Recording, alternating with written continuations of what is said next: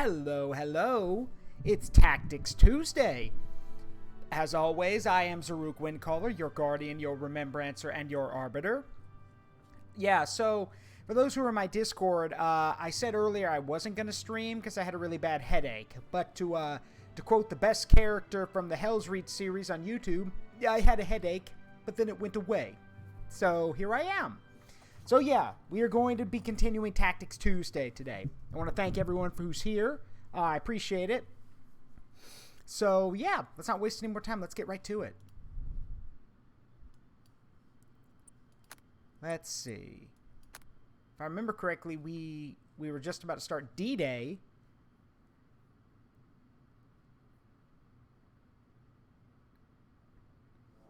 Let's see. Also, I apologize if I'm like looking over to the side. I've kind of got like a, I've got a support thing going on that I have to keep looking at.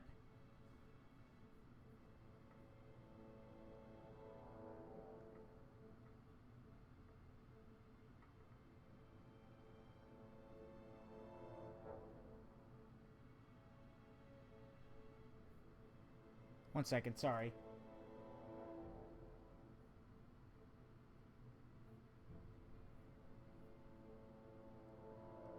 Okay. Alright.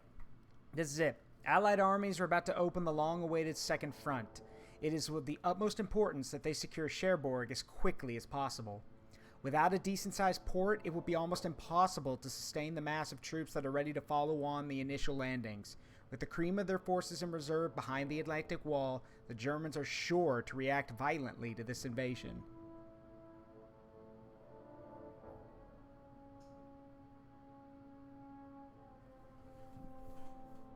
Let's see.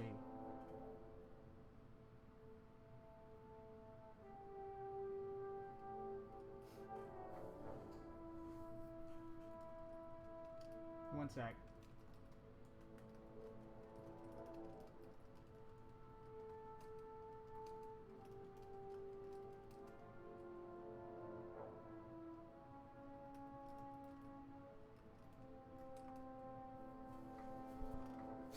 All right, so we did start. I mean, we started, quote unquote. I hadn't made any moves yet, but let's go. Here we are. On the shores of northern France.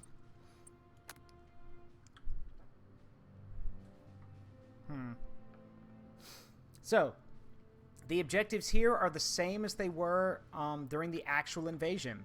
Our main objectives are the city of Carentan, or Codenton, however you want to say it, Bayeux, and Barneville. Now, there are a lot of secondary objectives, though, and these, like previous levels, these are actually going to be beneficial in the long run to, make things easier in the following missions. So, our bonus objectives are, let's see, hold on. Hold on.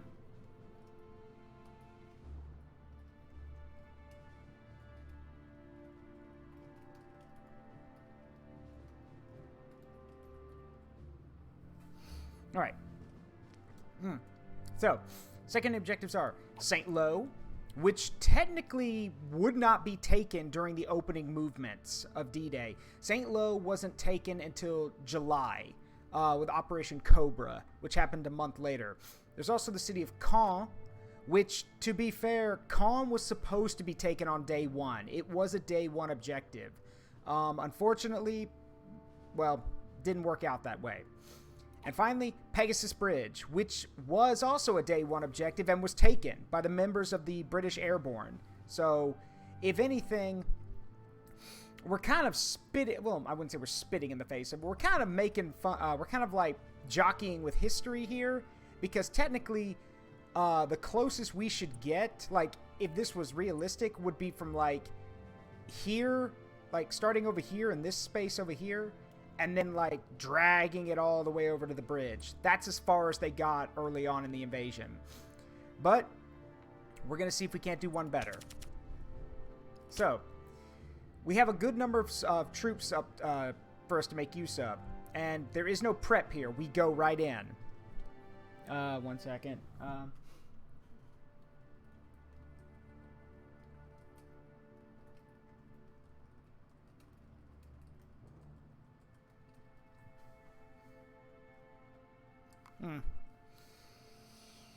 Yeah, sorry about that. Like I said, support thing. So,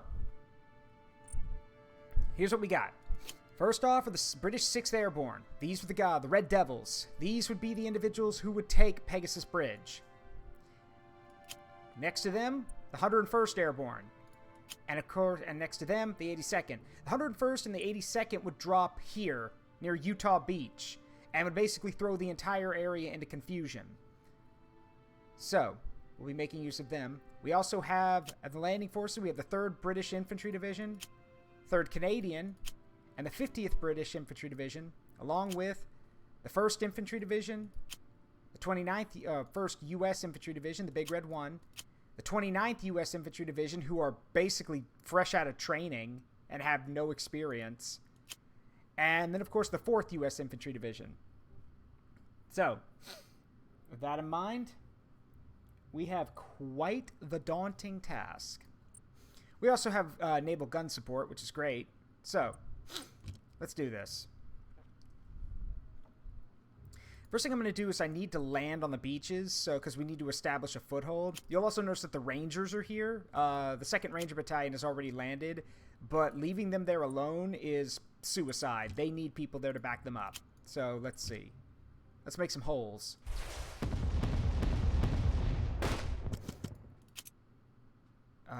Not enough.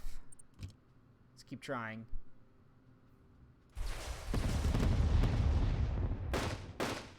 Alright. Let's see. Alright, the 1st Infantry Division is ashore, which is good. That didn't do anything. I was hoping to do some more damage to those guys, because the 29th Infantry has to land, so,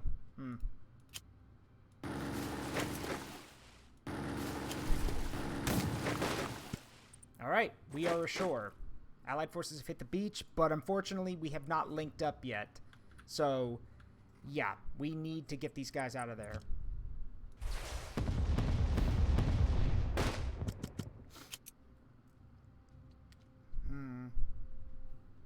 Okay, this is incredibly stupid. I cannot believe I'm going to try this.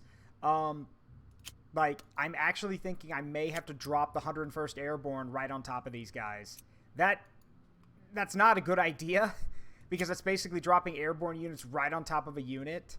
But it says it's a 100% chance for them to run away, which is kind of what we need. So, but if I drop them there, then these guys can't land. So I've got a better idea. Okay. Make a hole. Thank you. All right, we are ashore, which is good. And then over here, 82nd goes in, opens the path, and the 4th Infantry Division hits the beach. So, now it's just a matter of holding this ground. Let's see. Most of our reinforcements will reinforcements come in on the following turn. So right now, it's just on what we've got to just hold all these positions. We don't even have any well, okay, I can bring in an HQ, actually. There we go. But yeah, so we've hit the beach. So our objectives now are to take, take everything else. So, let's see. Put some fuel trucks down. Oh, right. The bridge. So, here's the thing. Speed is key here, because the slower you are, the worse off you're going to be. Because as soon as, now that we're here, they're going to start bringing in everything they have. So, it's important to grab as much territory as you can, but don't overreach, because then they'll crush your guys and then move all the way to the beaches. And if they cut us off, yeah, we're dead. So, let's see. Alright, we have the bridge, but I'm not going to do anything else because we need to wait for people to catch up with us. Now, I know you guys can't see it. If you look right there, I wish I could zoom in, but there's no way to zoom in on the map. They didn't, there's no zoom function. But if you look right there, the bridge has been blown, so we can't cross the river to get to Caen. If we want to get there, we have to go around. And this involves either going this way or this little, this isn't an island. I don't know what you'd call this. This little extension of land right here. We'd have to go swing around. We could also build a bridge here, too. That could work. But yeah, as you can see, these guys were dug in and ready. Like, they are literally fortified. So attacking them is pointless. So, yes, I know I have trucks available, but, you know, don't have enough space for them yet. Yeah, here they come. Now, our main goal right now is just to link the beaches. We have to link our guys together. Because once we link everyone together, the supplies get shared around, and we don't have to worry about people, like, running out of supplies. So, alright. Bayou has been taken. Wonderful. Now, let's bring in some more forces. 49th Infantry Division. Also need to connect... Yeah, do this so we can connect the bridge here. Oh, that's a tank unit. Okay.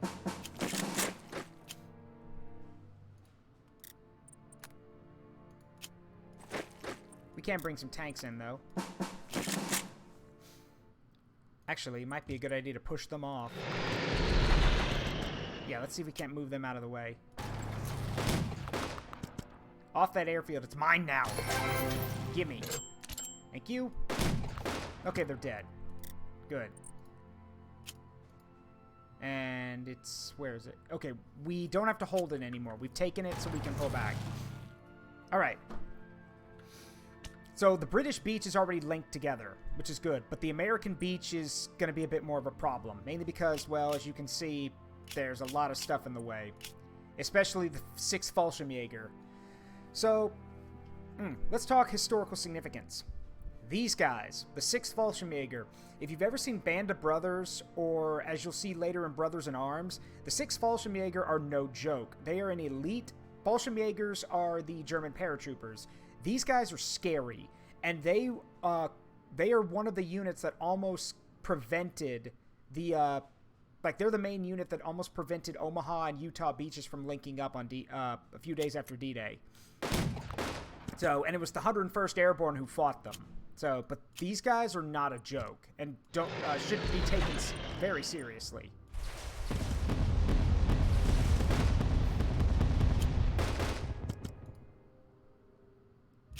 Regardless, I need to get guys down here so we can push them out. In the meantime, let's get the Rangers away from there because I don't want to lose them.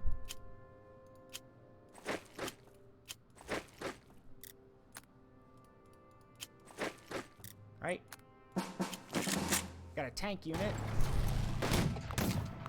Ouch. That did a lot more damage than I thought it would. Oh, hold on. I will be right back. That is someone at my door. Hang on.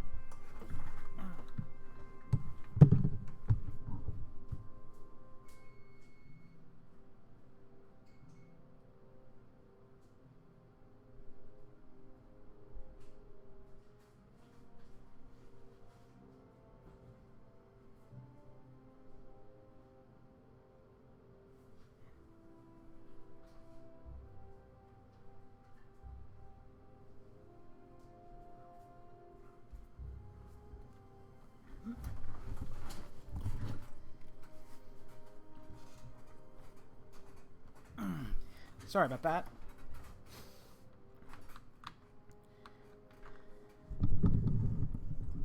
Yes, the apartment loaning people, the leasing people leaving notes on doors.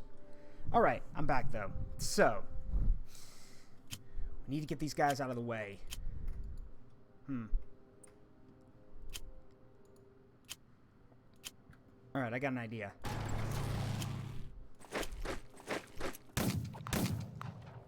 Alright, they didn't pull back, which is aggravating.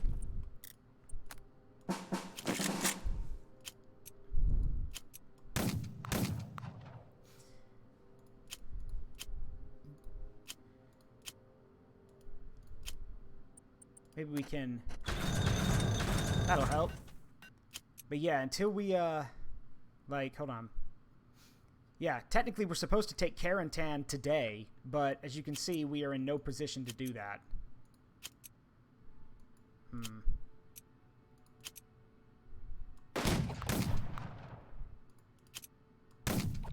Okay, wiped out the tank. That's good. Can we bring in any reinforcements over? Yes, we can. Wonderful. Okay. 90th Infantry Division.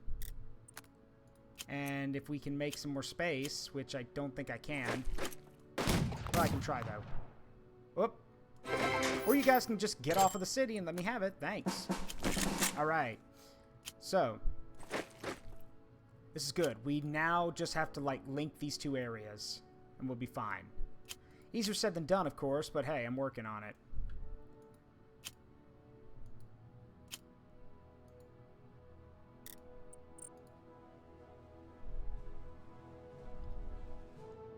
Right. Okay, so we are a little spread out at the moment. Not really a lot I can do about it. Because I'm just trying to... I don't want them, like, breaking it, like, you know, breaking past us when I'm trying to hold certain positions. So, main thing we need to do is hold the bridge. Con, however you want to say it. Con is... that's going to be a difficult nut to crack. So, chances are we're probably not going to take it. But I do want to hold the bridge, and I do want to hold... I do need to get to St. Lo, if possible. And we definitely want to take Cherbourg. Because otherwise, our guys are going to, like... It doesn't matter how many trucks we have, our guys are going to be begging for supplies. So, see if we can't call in a reinforcement unit. Let's see. Actually, we'll hold on to that card.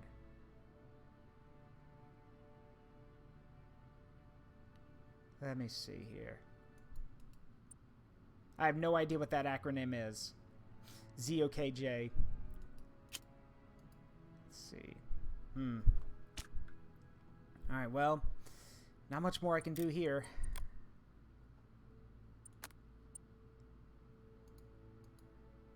They'll have more guys coming before long.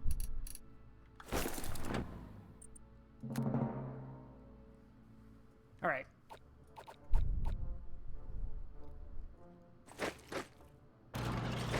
Yep.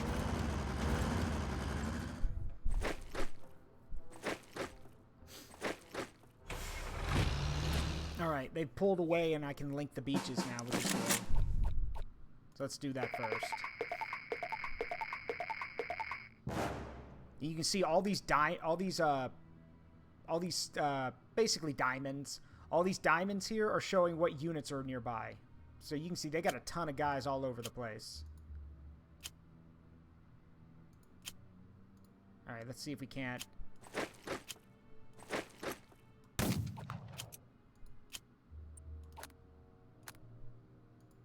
Alright, we cannot reinforce the Rangers, unfortunately, which sucks, but, you know, it happens. Moron. Next time, don't bring your tanks out in the middle of the open. There we go. Nice. Alright. We officially have space. Now I gotta hold on to it. Alright, the 11th Armored.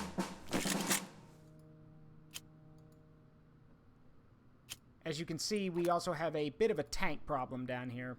That bridge right there is basically going to let their guys just pour across to fight us. So, oh yeah, and of course they're not going to run away because they need to hold that bridge. So they will fight and die if they have to. Fine by me. Oh, now you run away. Okay. See if we can't box them in a little bit. There we go. So we've officially, like, blocked this area. But the issue is that, yeah, that bridge is still there. It'd be nice if I could blow it, but the thing about the game is that you can't blow bridges if there's an enemy unit on the other side of the bridge.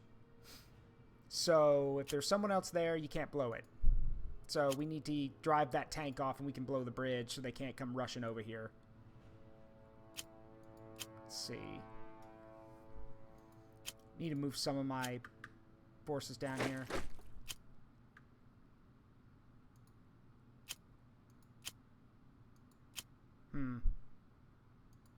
I really don't want to lose this tank. This is an elite unit, so let's try not to get it destroyed. Alright.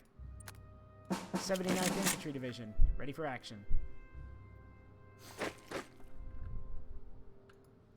Okay, that is basically the we've got most of our guys on, well, not all, but we've got most of our forces ready to go. So, plan is twofold. My objectives now are not only to take Barneville in the next 3 turns, which is going to be quite a feat, honestly, but we also have to take St. Lo and Caen. But as I said, I'm not really worried about Caen, mainly because, well, yeah, that's going to require a lot of planning and prep, and right now I just need to secure the footing we've got, so I'm not too worried about that. But taking Cherbourg, yeah, we do need to do that. So the issue, though, is that the ground, as y'all can probably notice, the infantry can't move very far. The ground here is, well, it's hedgerow country. All these little dotted dashes and lines are hedgerows. So, yeah, I think I can even, yeah, these are hedgerows. Like, all of these things that show, like, you know, rectangles at the bottom and trees on top, they're hedgerows, which means they're going to slow down everything. So I mainly need to move some of my guys over here so we can get ready to, you know, so we can drive this way. In fact, I think I'll divert one of the tank units over there. Be nice to have some tank support. All right. Next turn. Hey, Eclipse, welcome. And you're more than welcome to lurk.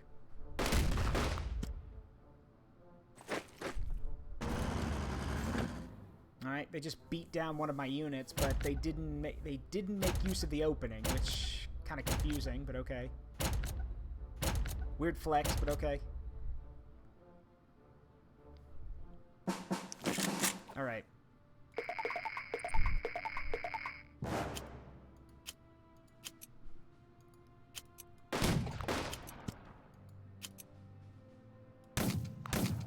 Alright, that drives that tank unit away, which is good.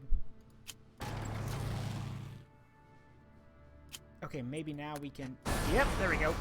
Blown. Good luck getting across that bridge. Now, yes, you can make use of the bridge yourself, but why would I? Because even if I did, I'd have to build another bridge here to get around Caen. There's no point. I'd rather divert my forces towards St. Lo. So we're going to do that instead. Meanwhile... Alright.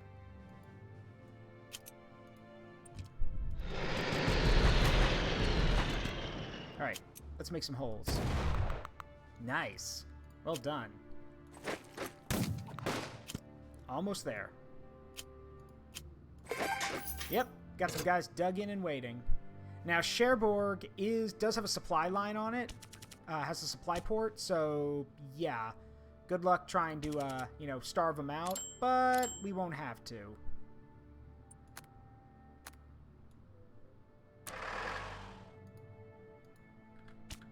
I have an idea about that.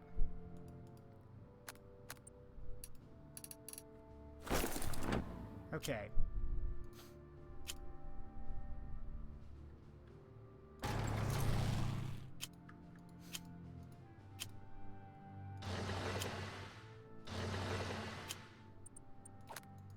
Alright, bring in the last of our reinforcements.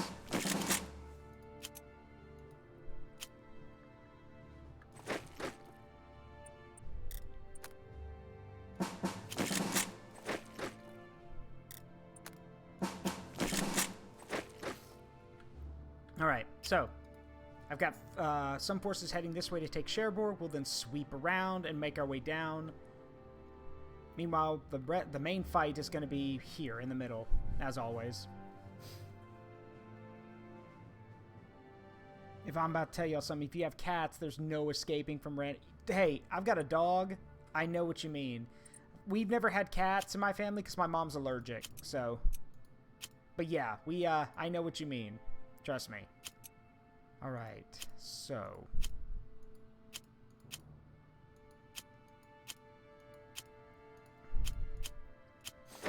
Alright, we just gotta keep moving.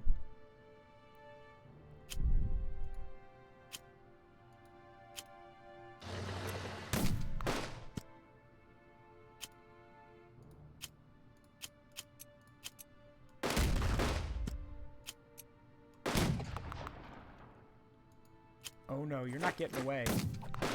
There. That wipes out the 6 Fallschirmjäger, so we don't have to worry about them anymore.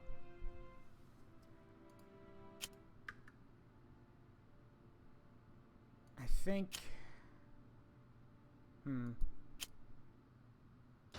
Yeah, that'll work. Yeah, can I please get some reinforcements for these guys? Thank you. Please and thank you. Alright. Keep on pushing.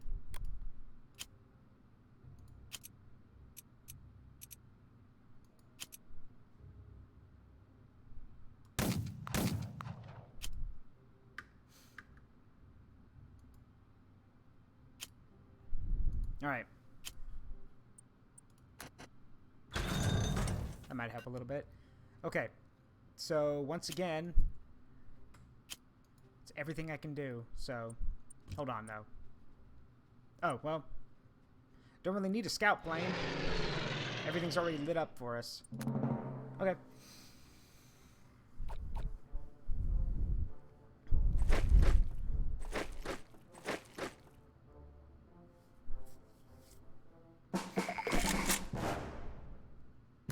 Yep, a lot of units are low on supply till we or didn't get their supplies because of bad supply lines. We'll fix that.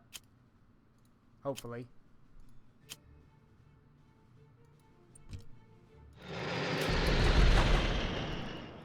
Ah, that didn't do anything.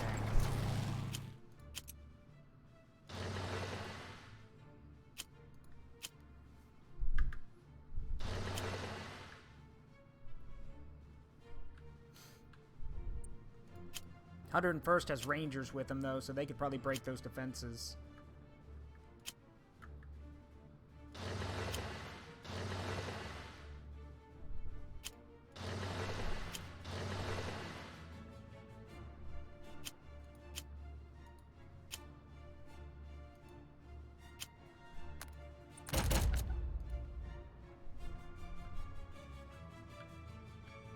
Pretty sure that...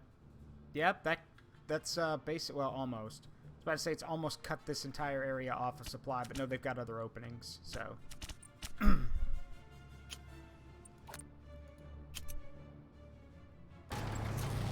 Hope those tanks get away. That'll be even more problems in the future if we don't kill them. Alright, that's the 3rd Fallschirmjäger, which is going to be another pain in our ass if we don't get rid of them.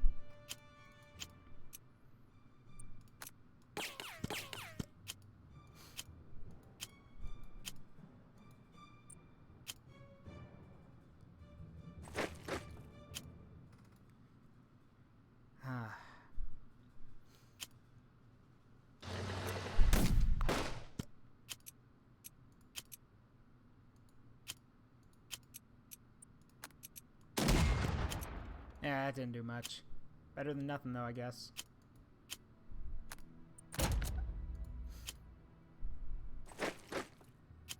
So yeah, as you can see, we basically just have to grind our way forward and take whatever ground we can get. The problem is, well, not only holding it, but it's also just taking it in the first place.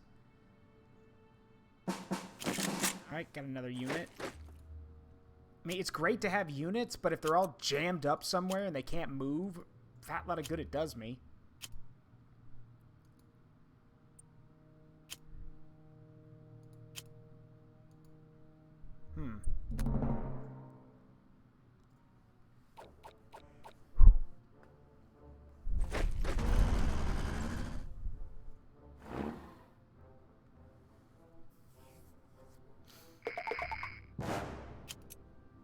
There we go. That hurts.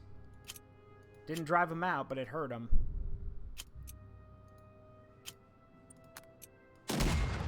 And now the city's in ruins. Great. well, that'll do it, hopefully.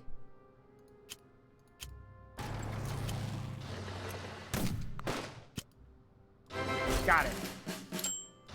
We now have Cherbourg, which means our supply lines just got a lot more stable. We now have roads where all the supplies can go through, which makes transporting it a lot easier, and we don't have to worry about our guys being, like, rotting, you know, being left out to rot on the vine.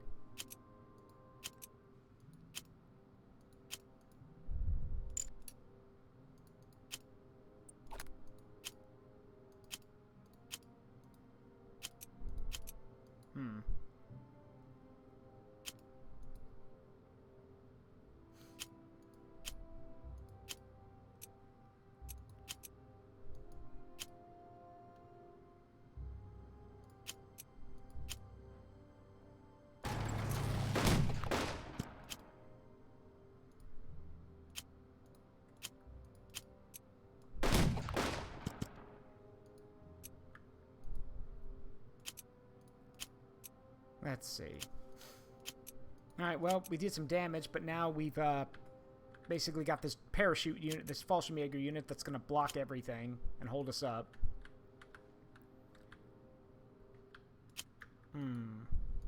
I may know how to get rid of them, though. Huh.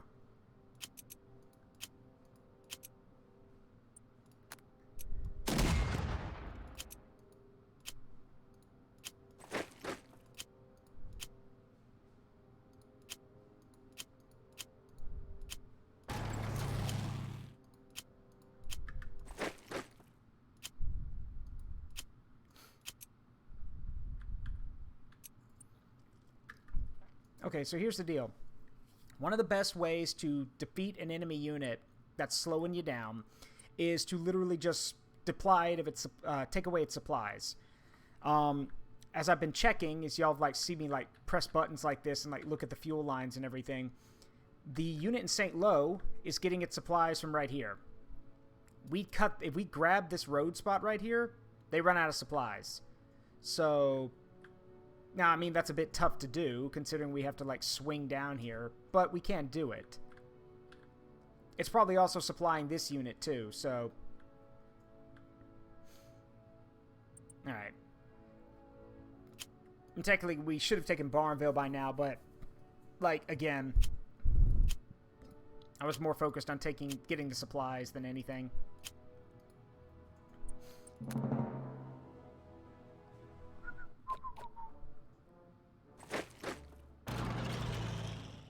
Oh boy. Another tank unit. Alright, so if my plan's gonna work... Gotta get rid of these guys, or at least do some damage. Oh, we cornered them. Okay. That makes it easier. Remember, as I've said before, cornering a unit means they can't run away. So they either get wiped out, or, yeah... Usually they just get wiped out.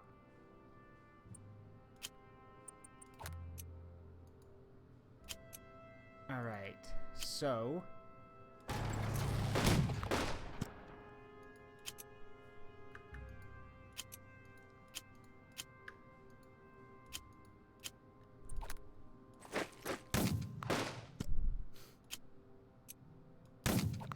Alright, done some damage. Now can we move over? Yes, we can.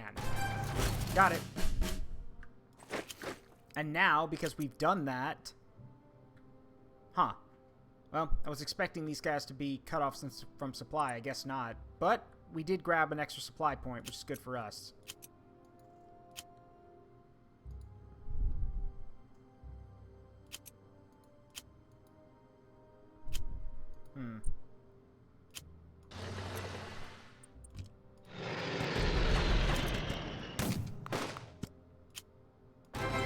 Right, that's Farmville taken. A little late, but we did it.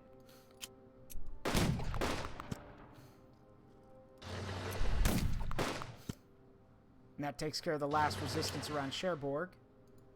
So now...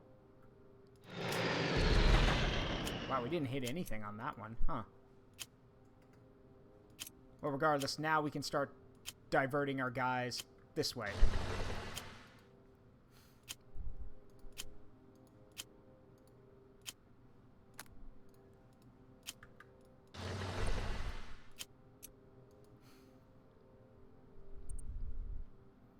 Alright, we got to take St. Lo in one more turn. Which, again, like I said, St. Lo wasn't taken for another month. So the fact that if we are able to take this, that's pretty insane.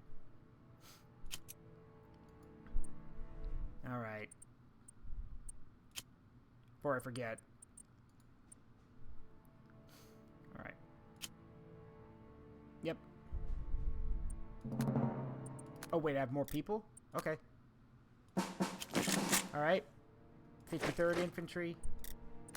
And Combat Command... Oh, this is 3rd Armored. Alright, cool. 3rd Armor Combat Command A and 3rd Armor Combat Command B. So we now have more tank forces, which is good. We can use them to sweep this way.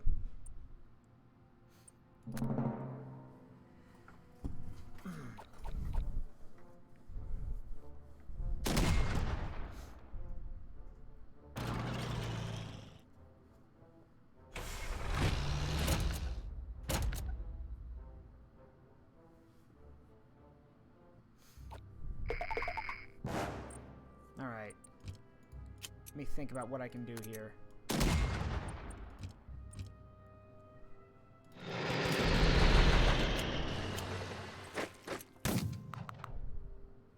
Nice, we're in.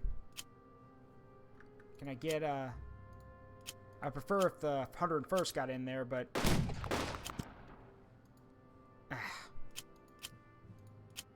Get out of the way. That'll work. Alright, we have literally beaten history by being faster than scheduled. We have done it in only a few days, in like, I'm going to assume like a week or two. We have taken way more ground than we should have.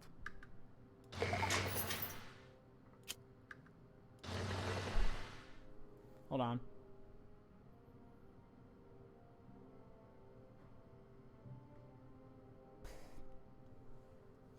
Sorry about that. Alright. So, yep, we've done one better than history.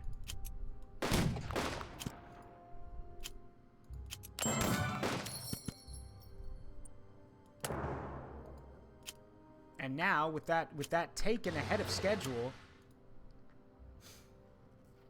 Yeah, with that taken ahead of schedule, we can mainly focus on everything over here. You see, this is why I knew taking Calm was going to be difficult, because I want you guys to count. We have 1, 2, 3, 4, and 5 Panzer divisions, 5 armored divisions just waiting over here. Taking Calm would have been almost impossible.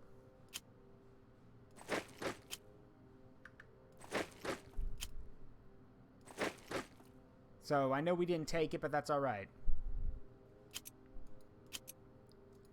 Alright.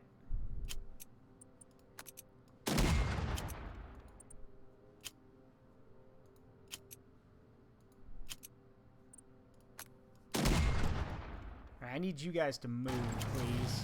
Get out of the way. Okay. Huh.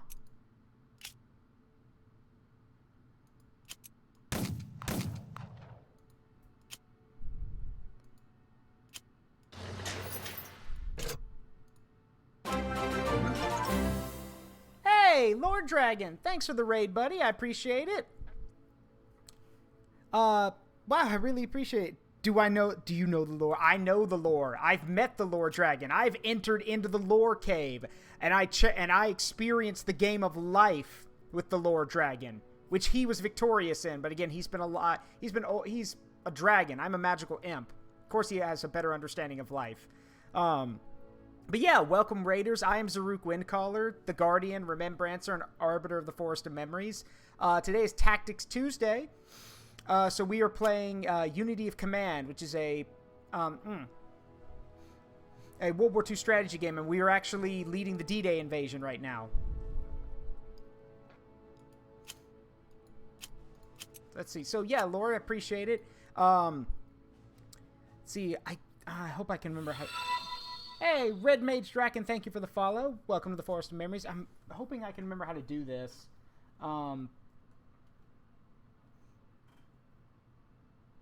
Like, please tell me I remember how to do this. Ah! It didn't work. Because I do have the shout-out thing. It's just so frustrating trying to figure out how to do it. But yeah, if I recall, good thing I noticed earlier, Laura, you were doing you were giving a Q&A on book writing and world building, right? Sorry I wasn't there for that. I've been laid up for the past, what time is it? Yeah, I've been laid up for the past, like 4 hours with a bad migraine, so I wasn't able to do much of anything. But yeah, look, I'm going to tell you, I'm going to give it to y'all straight. If there's anyone who understands world building, it's Lore Dragon. Like, Lore Dragon is the king of world building. He and I talked about that and everything. We've talked about it before. We swapped, went back and forth with each other during my visit to the Lore Cave. So, yeah, there's nobody better at world building than Lore Dragon. Which is all the more reason when I finally get around to doing the VTuber D&D thing, I'm going to have to make sure Lore Dragon's one of the people I invite. So. And yes, Red Mage, yes, they are. Migraines are a pain.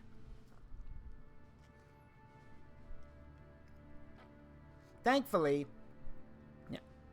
Yeah, Cataclysm, thank you for that. Yeah, for those who are in my chat, there's Lore Dragon's Twitch. Go follow, go give him a follow. And yeah, I'm lucky enough that my migraines are, like, they don't, like, how do I put it? They don't come like a lot of other people's where they just come, like, smashing in on me one day. No, my migraines happen, they all happen for a reason. It could be that I've been, like, it could be eye strain, it could be like neck strain, it could be any of that kind of stuff. It's never like, oh, my brain just suddenly decides, oh yeah, you're gonna have a migraine today. Yep, it's never been like that. Let's see. I'm also very thankful that I've never had a migraine that was bad enough that actually made me throw up. My mother, unfortunately, suffers from those, so. Does light and or sound bother me? No. No. No, I've never had that problem. Now, sometimes it does, but most of the time it's like, I just need to calm my brain. And what I end up doing that helps is, aside from taking medicine, of course, what I like to do is I like to lay down and I just like to try to, in a way, turn off my brain. I literally just like to just drown out everything with either my own thoughts or my own breathing. And as everything starts to slow down and you start, like, your senses start shutting everything out, your migraines start slowly getting less and less painful. Because at least for me anyway, my migraines, I believe, are from sensory overload. It could be something else too, but usually it's involving senses, so. Alright, so as I was saying, this is Unity of Command, a World War II turn-based strategy game. We've already fought our way through North Africa, Sicily, and Italy. So we are now here in northern France with the June 6th D-Day operation. And everything's basically gone according to plan. We've actually done one better than history, because I took St. Lo early. Haven't taken Caen, which that's fair, because historically that didn't happen on the first few days either. So, yeah. I'm okay with this. This is fine. Who am I playing as? I'm playing as the Allied forces. So, America, Britain, Canada, all that.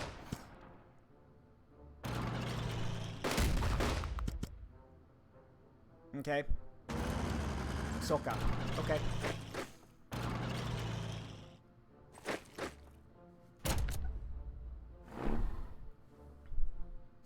It does kind of look like Risk, doesn't it? But it plays a little bit differently. And we're just going to end we're done. I'm just going to end the scenario now because I basically won. Yep. A second front, the campaign milestone. For years, Stalin impatiently awaited large-scale Allied landings in Western Europe to ease the pressure on his own nation. The requested landings were often termed the Second Front. Alright, so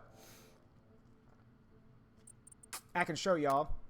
We started down here in North Africa, and we slowly made our way up all the way here to where one cool thing this game lets you do is if you do well enough in missions, you can actually choose alternate history routes. So in this case, I took Rome faster than expected. So rather than just waiting like halfway up Italy, we pushed forward. So as you can see by this star right here, we're all the way at the top of Italy by now. While this is going on at the same time this is going on. So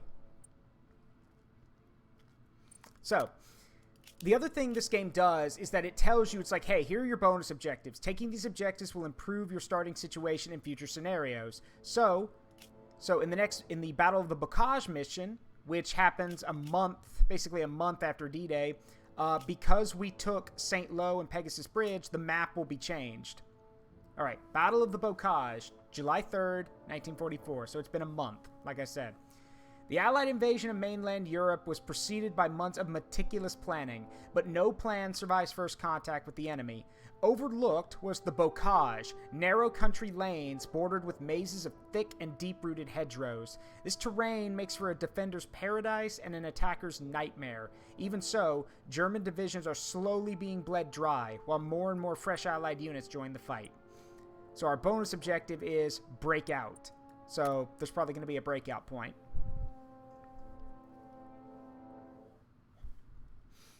All right, Battle of the Bocage. Strategic headquarters of the Allied Expeditionary Force, that's Schaeff. Your successful landings and capture of Cherbourg were outstanding feats of arms. However, our attempts at a swift breakout have floundered. Supply difficulties, coupled with the unique Norman hedgerows and fanatical enemy resistance, have brought our armies to a standstill. It falls to you to break this stalemate. Choose your avenues of attack carefully and utilize the limited availability of our heavy bomber fleet wisely. So, here's what the map looks like. As I said, we took two bonus objectives. We took St. Lo, which is here, which is why our line is from here across, because we actually took St. Lo. And, whoop. What was that? Oh, Zay the Wolf, thank you for the follow. Welcome to the Forest of Memories. I appreciate it. Make yourself at home. Yes, and Cataclysm is correct. You can go to the YouTube channel where you can see past VODs and clips that the chat and I have deemed funny. There's a lot of stuff there, especially if you want to catch up on Unity of Command and see the North African campaign. So, I also mentioned we took Pegasus Bridge, which is over here, which is why we have some airborne guys here. So we have this little jumping off point right here. Honestly, it's not that much. I mean, it's just the bridge, but I mean, it's better than nothing, I guess. So, here are the objectives. First of all is take St. Lo, which we've already done. Next is Carpiquet Airfield. Now, technically, Carpiquet Airfield was actually taken in the earliest moments. It was supposed to be taken in the early moments of D-Day. However, it wasn't, and it was actually taken later. So we are taking Carpiquet. We got to take Carpiquet Airfield. We also need to take Coutances. And then finally, Caen, the thorn in my side. We need to take that too. Our secondary objective is, of course, Breakout, which basically means we need to get one of our units down here and secure this breakout point, which basically means we've gotten off the beaches and we've got open field running. As long as I don't have to go through Castle Oblivion, I'm good. No, don't worry about that. Don't have to go through Castle Oblivion. Also, yes, down below, as Cataclysm just posted in the chat, we do have a Discord. Come to the Forest of Memories Discord. There are many other streamers there. You will get updates of when I'm streaming. You'll get other streamers also announcing when they're streaming. And I also post a schedule there every week. And sometimes if the game I'm going to be streaming is multiplayer or has, might have some co-op involved, I'll ask the Discord if anyone would be interested. So if you stream or you ever want to do a collab or something, just be on the lookout. You never know. I might be asking. So, all I ask is that you be on your best behavior in that Discord, because we run a tight ship there. So, behave yourselves. So, let's see. So, yeah, Breakout. I also need to take Villers Bocage, which I'll talk about Villers Bocage in a minute. And then Lycée, which is another bonus objective. Right. Okay, so a little bit of historical background. This is July 3rd. This is about the time Operation Cobra starts in history. Operation Cobra was basically this massive, and I do mean it, a massive aerial bombing campaign to basically bomb the shit out of everything within, like, this area. Right here where I'm dragging my mouse. And a good chunk of the Allied Air Force, both Air Forces, British and American, just bombed the shit out of everything in this area so we could crack open the defenses and push forward. And it's kind of funny to imagine that you have to imagine B-17s, the flying fortresses, P-47s, which are like strike fighters, all of that stuff, hitting an area basically like, I don't know, the size of a few cities long, like that, hundreds of airplanes just bombing and rocket striking everything they can see. It's actually kind of incredible and crazy. All right.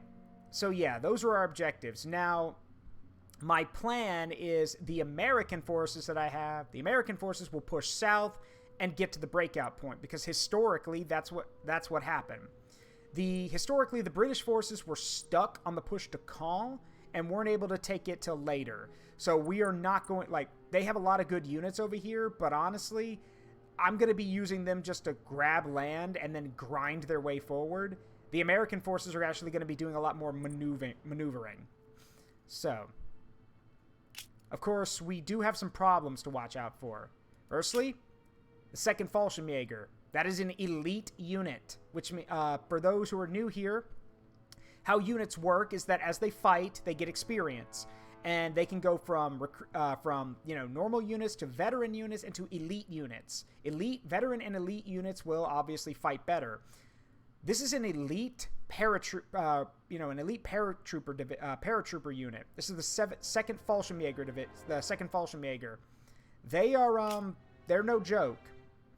Now, it's not the 6th Fallschirmjäger, which I killed in the last mission, but yeah, they're good. But they're not who worries me. It's this one that worries me. Panzer Division Leer. And we also have 12th SS Panzer Division, the Hitlerjugend. So, and 1st SS Panzer, I think that's Leibschirmdark. I don't know. I don't speak German. So, basically, we have 3 very good Panzer Divisions here. The Panzer Division Leer, the 12th SS, and the 1st SS. This is why the British are being relegated to BACA, or like to their own thing, because they are going to have to fight all of these tanks. I'm not looking forward to that. See if I can't reinforce some of them.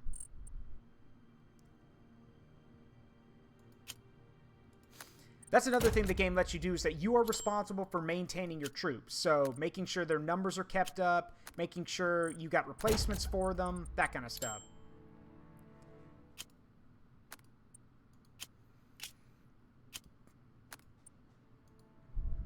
Alright. Do I have any reinforcements for these guys? Yes, I do. Good. And I believe, where is the... There's the 82nd. Where's the 101st? 1st Infantry, 29th Infantry. What, did they get transferred somewhere else or something? Nah, whatever. Alright. So, plan remains the same. Like I said, we're going to sweep around and basically close the gap.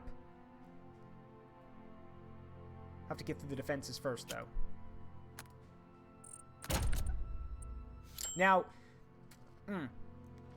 fighting in this game is for those who are new here, fighting in this game is calculated by a few different things. It's calculated by the stats of your units, the terrain, all that stuff, but then it's also done by your specialists. These range from giving your guys tanks, to giving them artillery, to giving them engineers, rangers, that kind of stuff. And it makes them more effective in battle. So, like, for example, I gave the 82nd Airborne here a ranger group. So now we can cross rivers without suffering any penalties. And they do a ton of damage. So it's good to have them on hand. But I'm also going to attach an engineer unit to them because the engineers are really good at getting people out of defenses, which is what's going on here. These little arrows mean that they're dug in. An arrow means they're dug in. A brick wall means they're fortified. And, well, as you can imagine, throwing your dudes against people who are dug in and waiting is a very bad idea. Alright. There's also logistics, which is what I just did. Putting down fuel supplies so our guys don't starve to death or their vehicles run out of fuel. BBS. Alright. Appreciate it, Wolf. Just come back whenever you can. Alright, let me see. Any broken bridges? No? And yes, you also have headquarter abilities. Like, do you need bridges built? Do you need bridges blown up? Do you need your guys to dig in? Do you need artillery support? Do you need all that cool stuff? You can do it right from the headquarters screen. I think... Huh.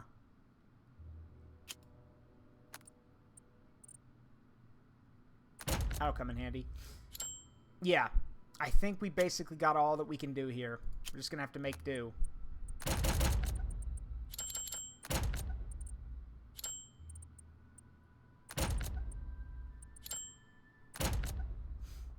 And that sound you keep hearing, that's my prestige. It's in-game currency, and you use it to, like, get extra stuff. So I have to drain it so I can give my guys a fighting chance. Make sure everyone has, like, a good number of troops in their units. Alright. I believe we're good to go.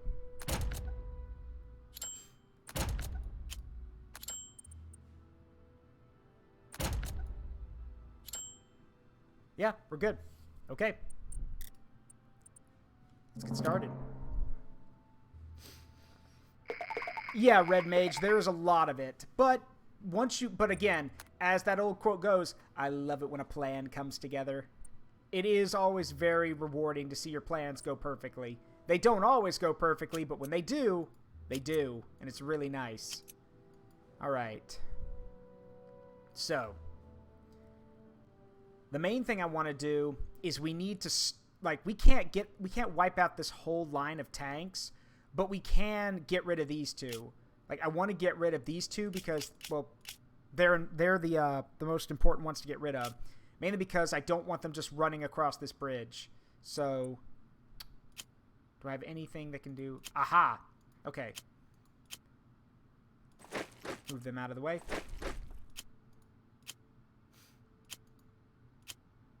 Alright, so we move over here. And then, let me see if this will... Yep, that'll work. Got him.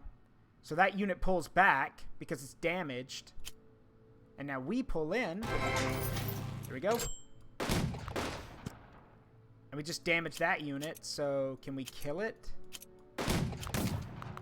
No, it gets away, but that's alright. Now we just fill it, like again, we fill in the gap. Got it. Bye-bye.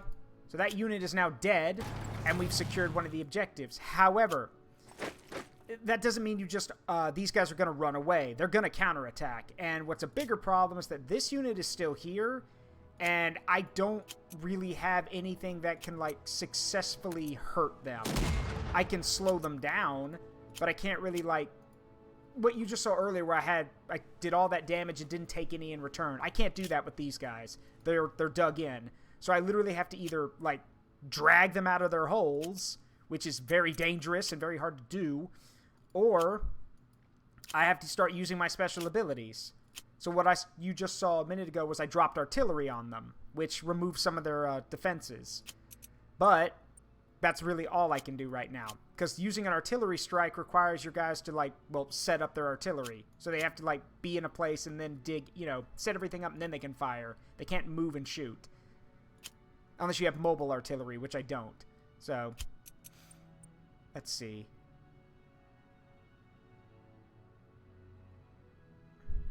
Alright, well, we're just going to have to wait for that unit, wait till next turn to do something to that unit. Meanwhile, at the Legion of Doom. Alright.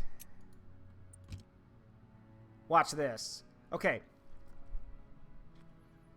Yes, you want to save, you can only use a certain amount of your special skills, every so often, because using an artillery strike, destroying or building a bridge, doing stuff like that costs headquarter points, which is over here. And each ability costs different amounts of points, and the unit has to be able to do it. So, like, if the unit doesn't have any artillery, it can't use an artillery strike. If it doesn't have, like, you know, if the men are not experienced enough to do, like, a feint attack or a set-piece attack, they can't do that either. So, it's a matter of making sure, like, I'll show you guys that when we get to the conferences where you, like, can upgrade your headquarters and stuff.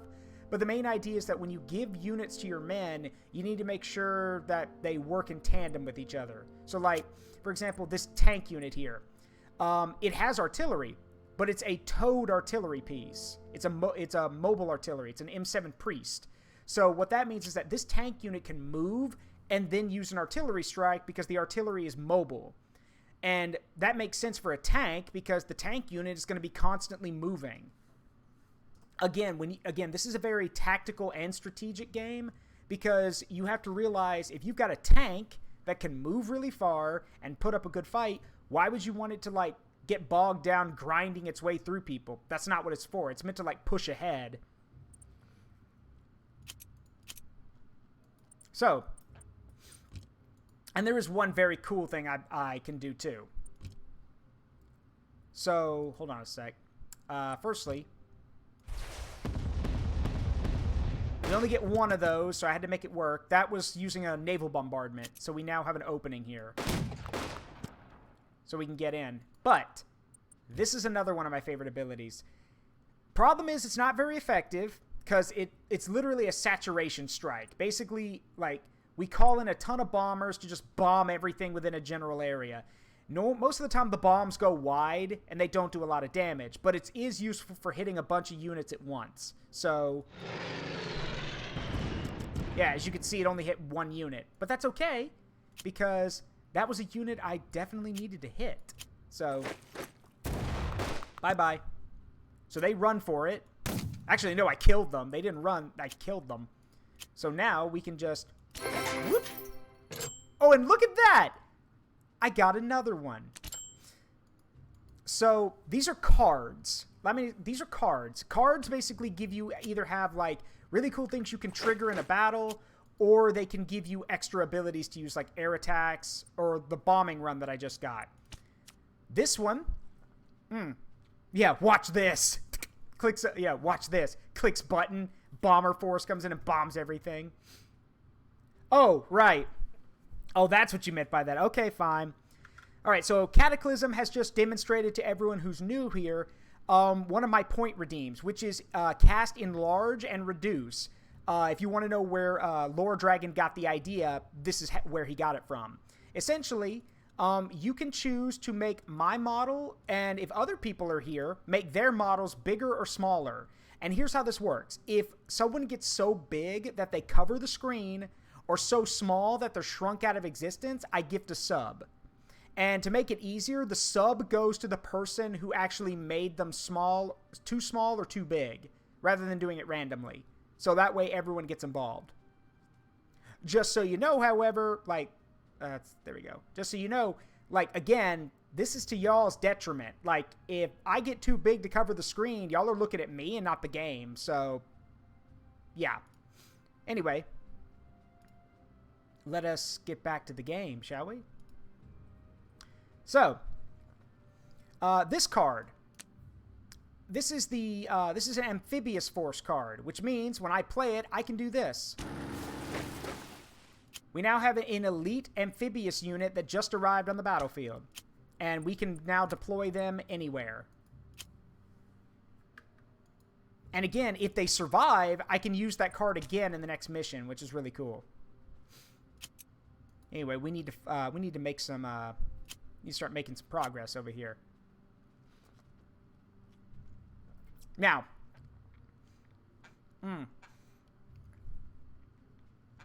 allow me to demonstrate one very important aspect of this game. The biggest thing that every general always wants to be able to do, if possible, is to surround and cut off his enemy. Because, and it's the same for this game, because if you were able to cut off your enemy, if you were able to, which I'm not able to now because these guys didn't run away, but if you're able to cut off and surround a unit, they will literally start starving to death because they have no supplies. They'll run out of supplies and get weaker and weaker, making them easier to defeat. So sometimes, rather than just pushing forward, acting like, oh, we'll just grind our way through, don't waste men. Just maneuver.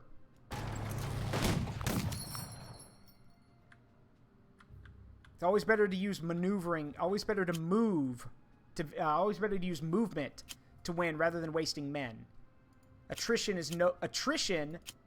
which is basically the act of throwing people at each other until someone runs out. Attrition is nobody's friend. It benefits no one. So, let's see. What can I do here? All right. So yeah, next turn we should be able to cut these guys off if they don't go anywhere, and then we can just keep pushing south. Let's see. And I have no plans to go on the offensive over here. So, yeah, they want to stay dug in right there. That's fine. Because I don't plan on pushing them. I don't plan on pushing south. I plan on going this way. Because, you'll remember, like I said, don't fight your enemy in a war of attrition. Take their supplies away and outmaneuver them. If we swing this way, through Coton, and down to Avranches, to the breakout point, majority of their supplies, which is what these oil cans are, we cut the supply lines here.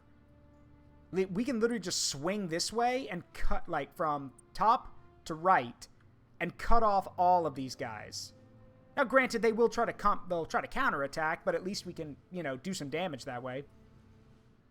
All right. What's next? Oh, they want to fight.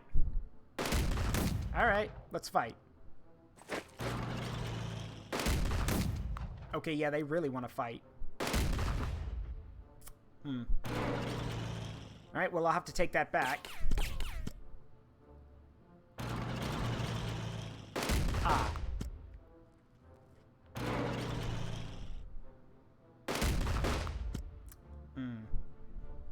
Well played. Well played.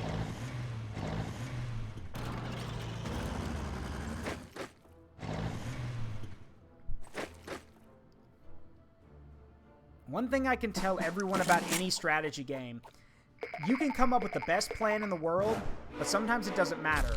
Sometimes it could go wrong anyway. However, the thing is, they've made a mistake here.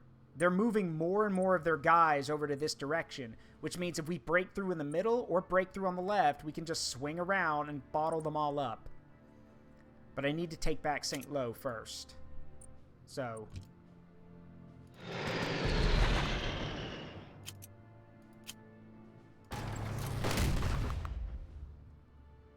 need to weaken those tanks. Alright. So remember how I said that it's always best to outmaneuver your enemy rather than, grinding him down? Ta-da! We have now surrounded these units. All three of these units are surrounded, and they will literally just start running out of supplies now. Because, well, we've trapped them. Meanwhile... armor on the roll.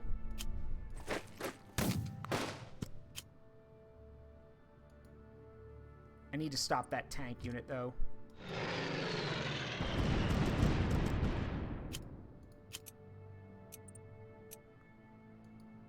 I have any Yes, I can deploy some reinforcements.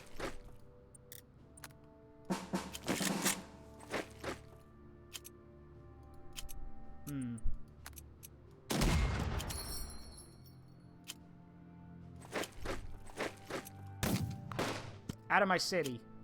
Thank you.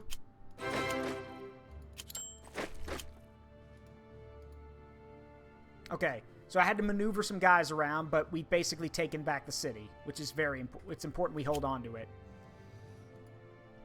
And meanwhile, we keep going on the attack. Another lesson in any strategy game: don't give your opponent a chance to breathe. If they get any time to dig in, it makes your life harder.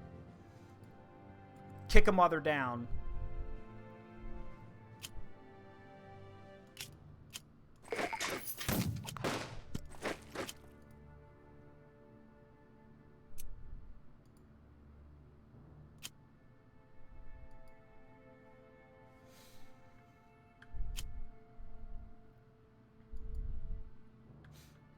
Let's see.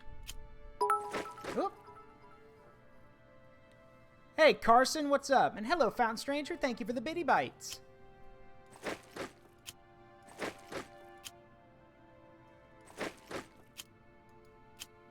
All right. All right, those guys are bottled up, and they're not going anywhere anytime soon. Let's see.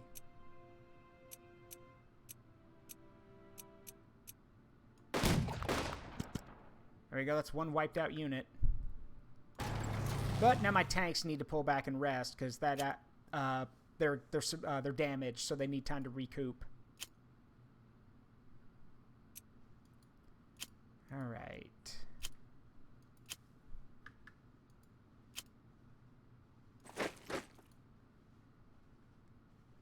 If you're wondering why I'm moving a bunch of guys around back here, it's because when the AI gets its units trapped, they do try to break out, and I need to make sure I keep them completely surrounded.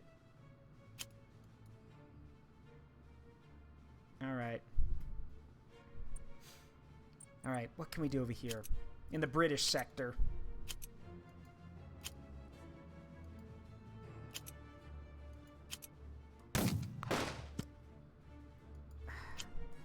Sad thing is I can't pin them down. I want to pin them down so we can wipe out these tank units rather than them running away, getting all their guys back, and then coming back for another attack.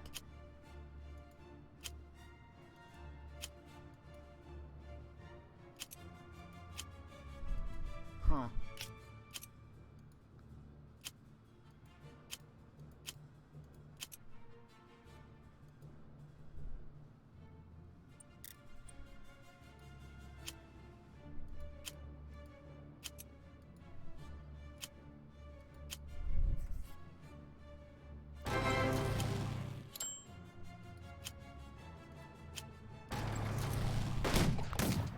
Ow, that hurt. That hurt more than I thought it was going to. Do some quick adjusting. There we go.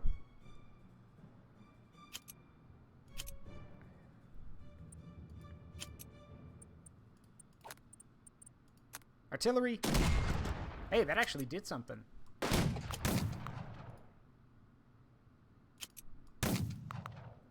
Nice. And now that tank unit pulls back. So, there. Now they can't cross the bridge anymore.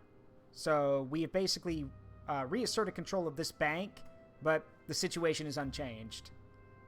That's how it goes, though.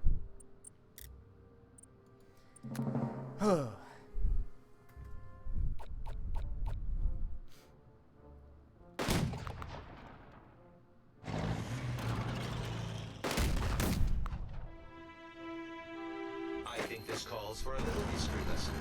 All right, a little history lesson. Well, we're talking about the D-Day invasion, so let's talk about let's talk about some of the things that went right and went wrong. Operation Neptune. So let's break down a few things. First of all, Operation Neptune is the entire plan is the entire plan, not just the beach landings, not just the invasion.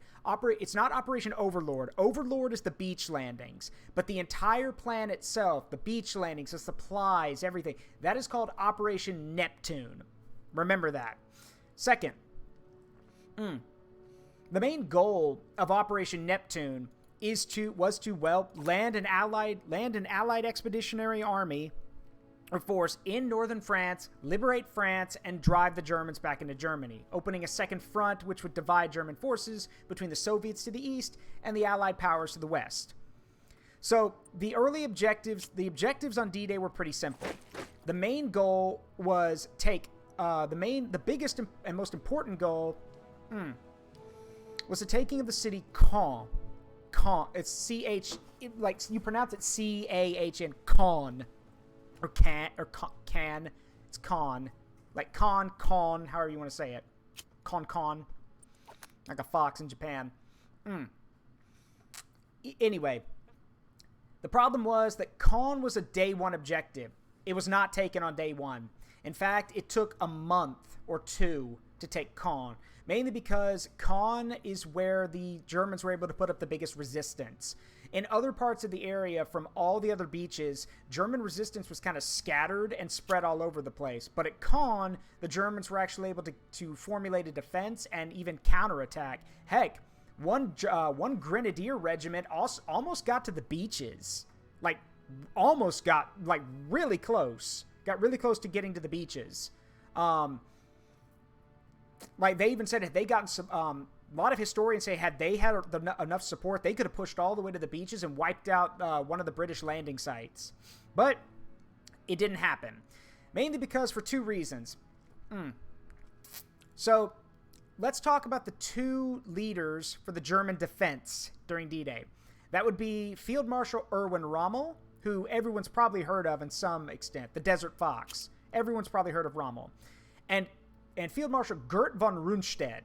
Von Rundstedt and Rommel were very different men. Rommel had fought in North Africa and had fought the British and the American Allied forces in North Africa. Von Rundstedt had fought the Soviets in Russia. So both of them had different combat experiences. Rommel wanted the German panzer divisions close to the beaches because Rommel wasn't stupid. Rommel realized that they were going to land in northern France. He wasn't sure where. He expected Normandy. Everyone else thought it would be the Pas de Calais, but he expected Normandy, and he was right. However, he wanted the panzer divisions close to the beach, so as soon as Allied forces started landing, they could move in and crush the landing operation. Von Rundstedt, who was equal in rank to Rommel, basically said, no, we can't do that, because they'll be vulnerable to air attack and shore bombardment. We need to keep them away from the beaches and then move them in when the time comes. Rommel argued that if that was the case, by the time the tanks finally got gathered together and made it to the beaches, it'd be too late. The Allies would have a foothold, and it wouldn't matter anymore. So, someone had to break the tie. They took it to Hitler. They asked Hitler to figure it out. And Hitler... Okay, let's break down a few things. First of all, aside from being a psychopath, megalomaniacal, genocidal fool... Hitler also kind of believed in this weird social Darwinism aspect to his leadership. He often pitted his commanders against each other. Rather than having them work together, he had them actively compete with one another because, in his view, the better general would win. Mind you, that is not how military operations should ever work. You don't want your officers fighting with each other. So in this case, the ever... unstable and ever very social Darwinist believing Hitler basically broke up the panzer divisions, gave one panzer regiment to Rommel, and basically held and kept all the remaining ones away from the beaches and made them a personal unit that would only answer to him, rather than letting his generals figure it out. And here's the thing. That one unit that Rommel was given command of on the day of the invasion, that one regiment, those are the ones who almost got to the beach. So it is safe to say, had the panzer divisions been closer to the beach, yeah, a lot more Allied lives would have been lost. But that's the funny thing about D-Day, if you go read a lot of the stuff about D-Day, how it's basically one of the greatest deceptions in history, the thing about D-Day is that how easily things could have swung. Like, if you want to know how easily things could have swung in both directions, a good example is take a penny and see if you can get it to stand up on its side. With how narrow of a margin that is, it could have fell either way. Everything had to go perfectly. And while not everything went perfectly, it went perfect enough. Like, it wasn't 100% perfect, but it was perfect enough that people were able to that we were able to make use of it. So yeah, that's a little fact about D-Day and the and Operation Neptune as a whole.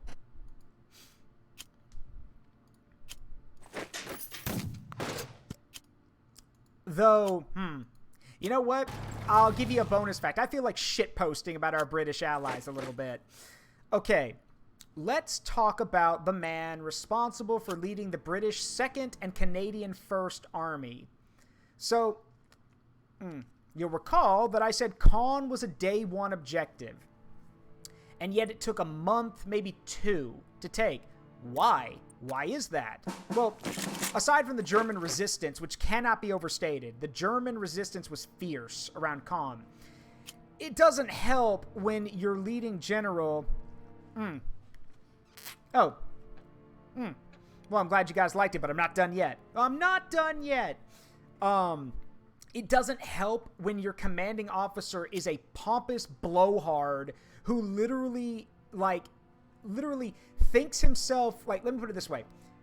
The guy's name is Field Marshal Bernard Montgomery. Bernard Montgomery literally saw himself as this lion among sheep, like the greatest Allied general who ever lived, when in reality he was as ponderous as a turtle and kind of stupid. Like, the guy literally, he was a prima donna. From top to bottom, the guy was a prima donna. And he literally, there were so many American generals that fucking hated him. And if you want to know how badly people hated him,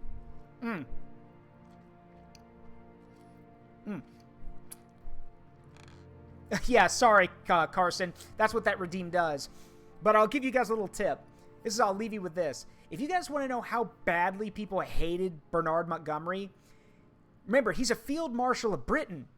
Winston Churchill, who's the Prime Minister of the UK during World War II, fucking hated him.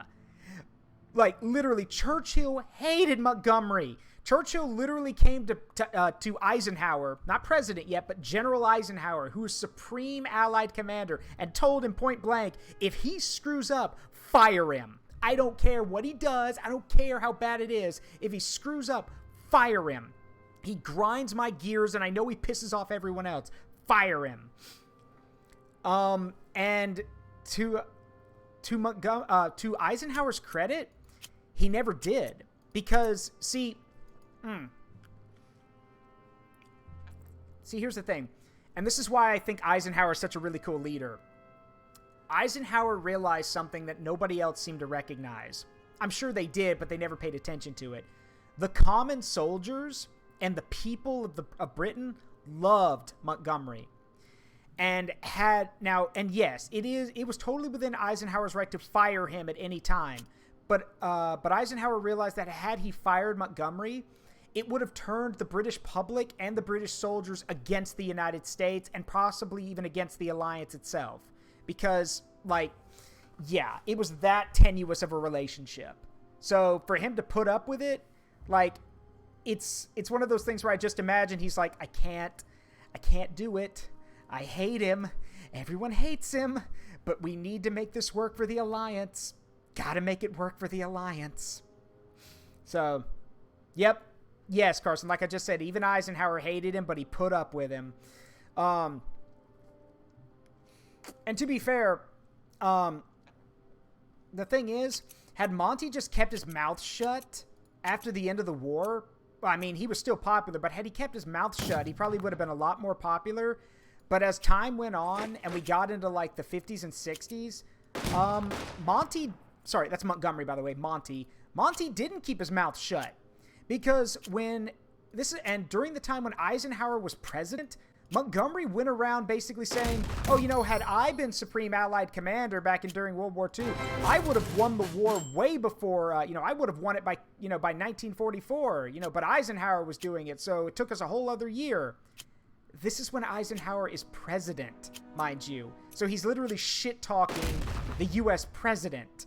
And that was too much, even for a lot of other people, a lot of British people at the time. So he quickly fell out of favor with politics. The people still loved him, but then again, let's be real. Doesn't matter what country you're in. The average Joe Schmo citizen likes a lot of dumb people.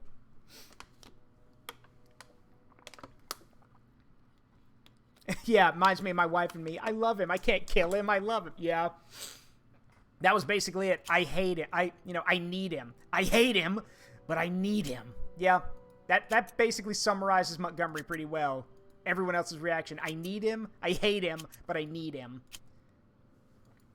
Yeah, if we can learn anything from that, don't be that guy. Don't be the person where someone has to say, I hate you, but I need you. Don't be that person. Be better. Yeah, there's your fun little history facts. And if you ever, that's what that redeem, for those who are curious, that's what that redeem does. Whenever it plays, I give you a random history lesson or fact. Yeah, Red Mage, a love-hate thing, basically.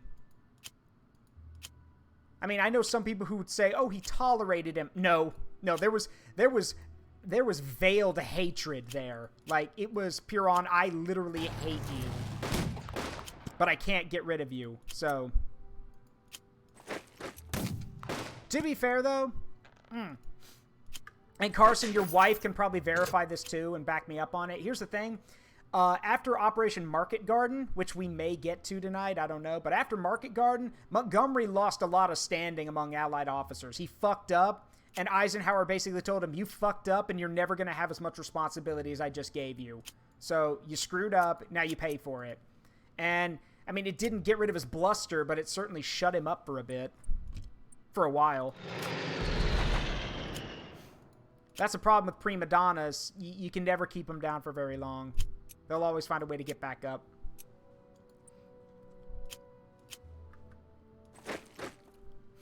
Alright, let's see.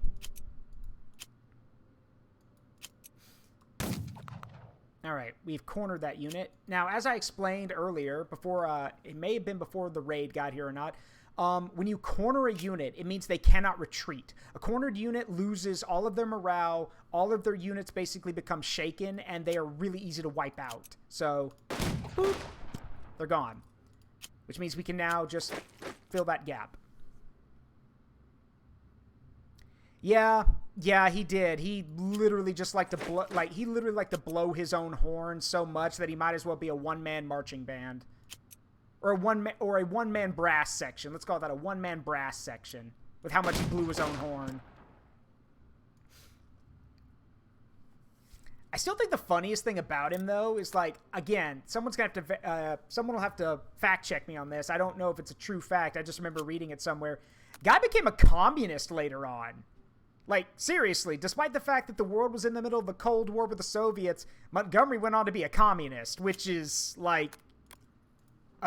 that's a little weird, but you know, people do weird. People have done weirder things.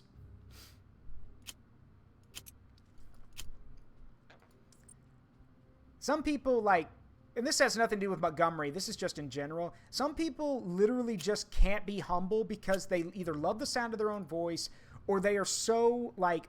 They are so fearful that if nobody's paying attention to them or that if they don't have attention on them, that they're being ignored. Like they have such an inferiority complex that or I don't know if it's an inferiority or superiority complex. They need attention on them all the time. So, and also that's a sign of a narcissist, but you know, meh.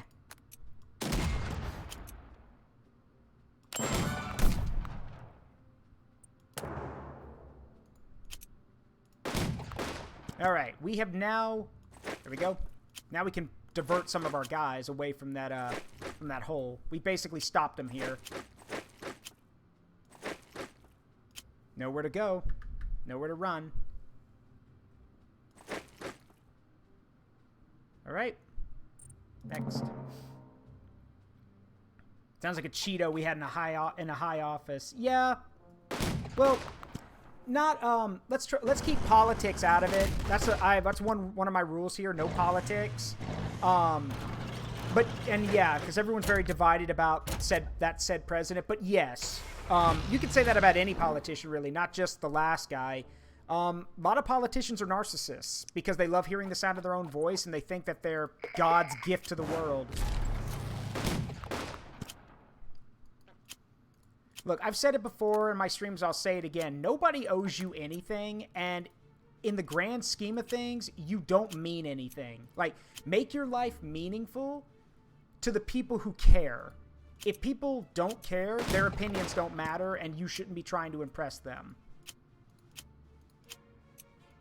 It's another reason why I told myself I would never get into politics, because it wouldn't be me. I wouldn't be happy doing it.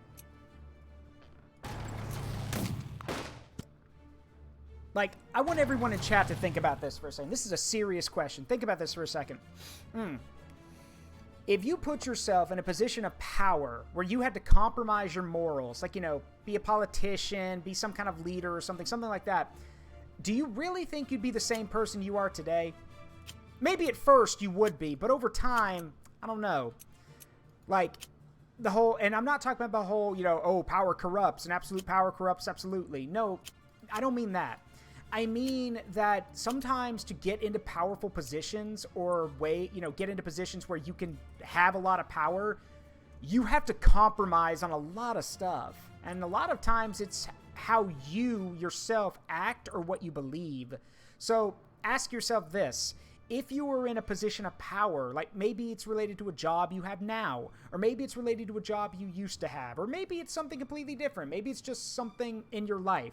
If you were in that position of power, do you really think you'd be the same person right now?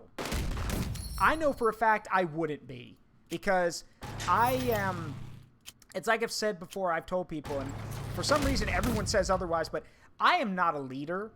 I am not an inspiring person. I literally don't think I have any charisma. But everyone says that I do. I personally don't see it. But I can say for certainty that if you were to put me in a position of power, I could probably handle it, but I wouldn't want it for long. That's the thing about power, is that you can have the best intentions. You can have the best intentions in the world, but as the quote from Viking says, power is always dangerous. It attracts the worst and corrupts the best. So again, I can't do that. Real power? Yeah, no, I could do that. For a time, maybe, but then I'd be like, okay, I want to quit. I don't want to do this anymore. Like, someone else do it, not me. You have a great voice. That might be what. I don't think so. I think, I mean, honestly, I've heard different things. Some people say, oh, you got a great charisma. You have like a booming voice. Like, people want to listen to you. That's charisma. I don't have any of that. It might be that I can sympathize with people. Sympathize and empathize. Because, well, both of them. Because I really think, like, now it's very hard for people who are in positions of power to relate to your average person. Newsflash, if you really want someone to respect you, you have to earn their respect, and one way you earn it is by, well, knowing what they've been through. The whole thing, walk a mile in my shoes, that's not a joke. Like, if you have done that before, people will respect you for that. You don't even have to look far to see it for yourself. Go look at any job you've ever worked in and ask, or any job you're in now, and ask yourself, who would you respect more? The person who worked their way up from the bottom and got to the top? Or someone who just had, you know, like a little side grade, who just like transferred over to another position of power? Who would you respect more? It's a simple answer. You respect the person who understands what everyone else has been through.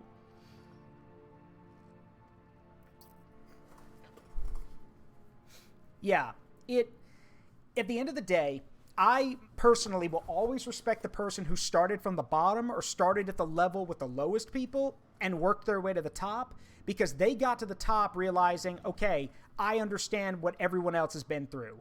Therefore, that automatically makes them better than so many other people. So, that's my opinion, though. I know some people out there don't agree with that. I've had one person actually tell me that that kind of mindset makes you weak because you think too much about everyone else and not about, like, what was it they said? You think too much about your people and not enough about the business. I wholeheartedly disagree because it doesn't matter what your job is or what your business is. Your business is still determined by your people. And if they don't respect you, then they're most certainly never going to be, you know, they're like, your business is never going to be, or anything's never going to be successful enough. Like, your people need to respect you first and foremost. And, you know, despite what the world may try to say now, and again, I know there are some people who are older than me and younger than me that don't see it this way, but, Zaruk Windcaller is going to give it to you straight.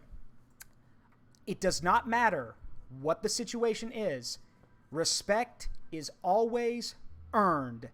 It doesn't matter if you're a parent to a child. It doesn't matter if you're someone's boss. You earn someone's respect. It is not just handed to you on a plate. It is not owed to you. I hate that idea that someone says, oh, you owe them your respect. No, I do not. If I just met this person, I don't owe them anything. Sorry.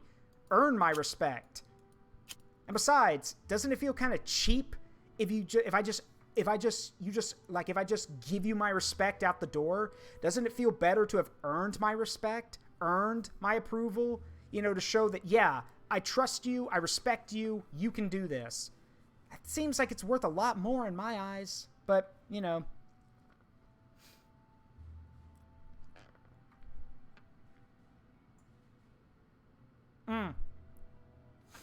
Yeah, Carson.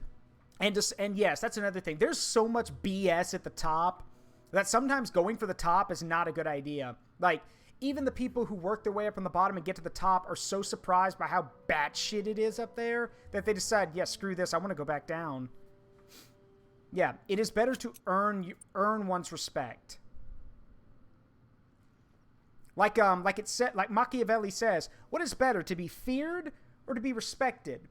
And if you have to choose between the two, you choose respect. Because respect will last. Fear is temporary. Controlling someone through fear is temporary because eventually they'll either become so scared that they don't want to associate with you or they'll leave, or they may be so scared that it turns to anger and they hate you. But if they respect you, they'll stand by you no matter what. Again, 'tis better to be respected than feared.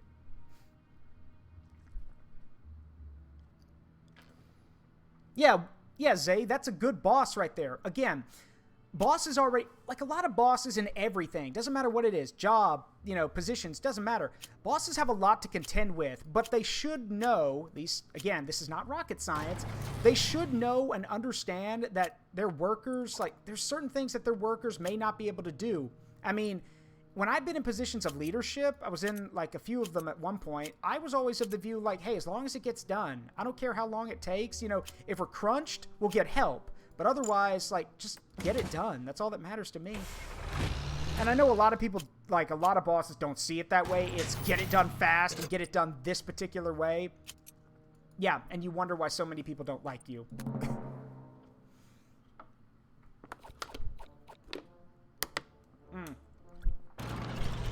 That's why I am a firm believer in roundtable style leadership. And if y'all don't know what that is, to put it bluntly, roundtable style leadership is where everyone sits at a table at an equal height to each other, and everyone has a voice, from the lowest employee on the totem pole to the highest ranking person. Everyone sits at the table, and everyone has the right to say whatever they want to say. And the thing about sitting there at this roundtable thing is that, yeah, the boss is still the boss, but the boss is first among equals. Everyone is equal there because everyone gets to talk. Therefore, everyone feels like, they matter and they mean something. And it's funny, I've run that idea, this proposal, by so many people, and you'd be surprised how, well, actually, you probably wouldn't be surprised how many people, freak out when I suggest that. They're like, you can't do that. Are you crazy? Because, do you know what that would do to the, to the structure of everything? Because besides, employees are not equal to their bosses. Like, you're missing the point. Like, you're completely missing the point. That's what roundtable leadership does. It removes that whole problem. Because if everyone has a voice, then you don't have to worry about people getting angry at those in power.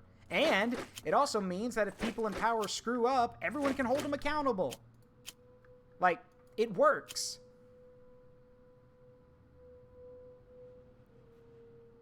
That's a good... Yeah, Carson, I agree with you.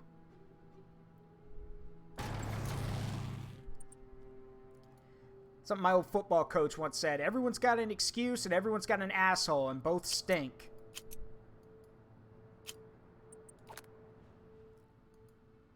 Let's see here. Drop some artillery on them. Thank you.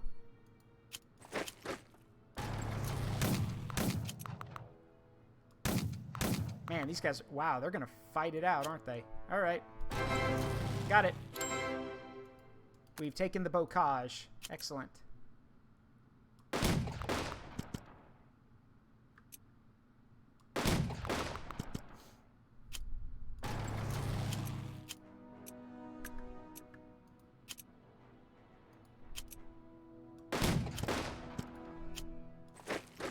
All right.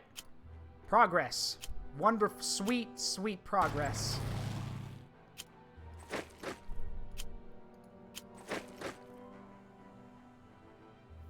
We're still gonna have to push them out, but but we are making progress. I'm wondering if I can maybe I'm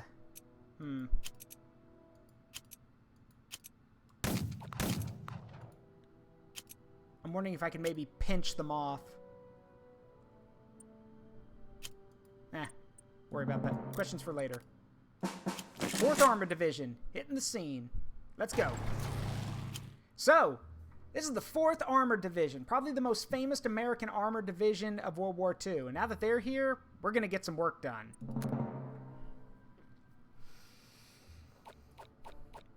Yeah.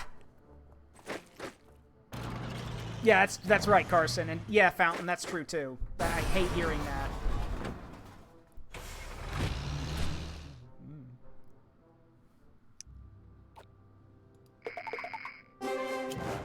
Alright.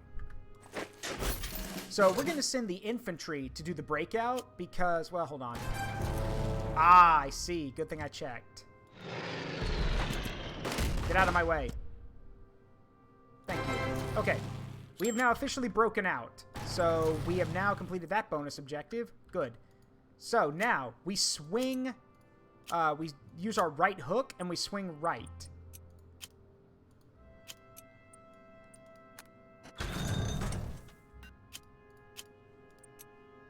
Oh, hold on. There we go. So we're going to swing right.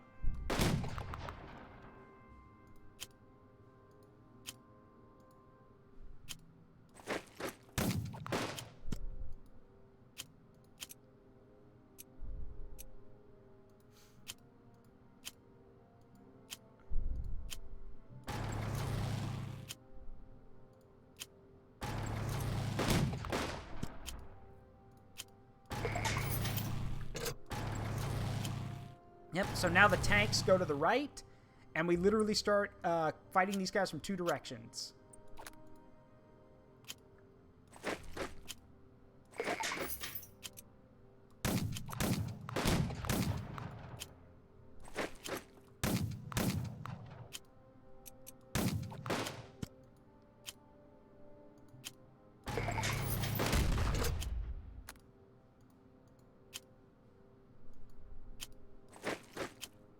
All right, so now we're basically pushing them all the way back now.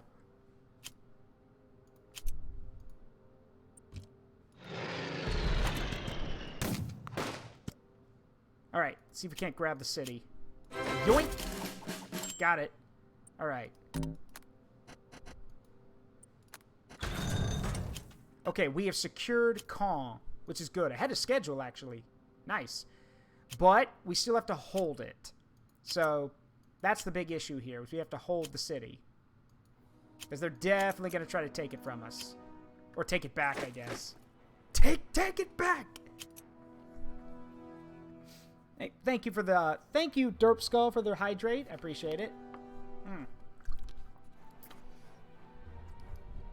Let's see. Alright. Gonna keep swinging. Ugh, actually, I'd rather not lose this tank unit, so let's hold on to them for now. Then pay with your blood! Then pay with your blood! I love that so much. Then pay with your blood! Oh no. Yeah, you guys can experiment with all of them. All of my redeems I think are pretty cool. There's a lot of them in there.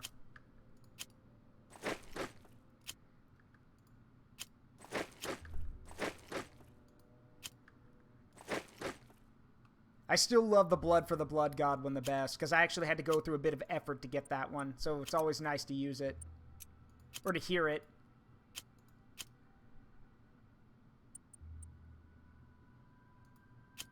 Let's see.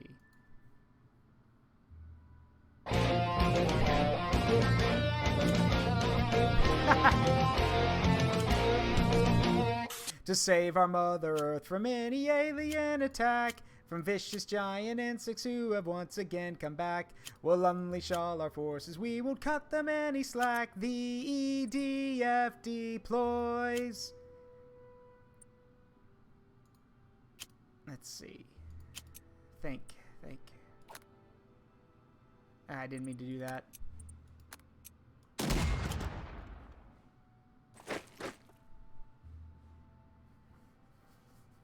Which EDF? I have EDF 4.1 and EDF 5. So.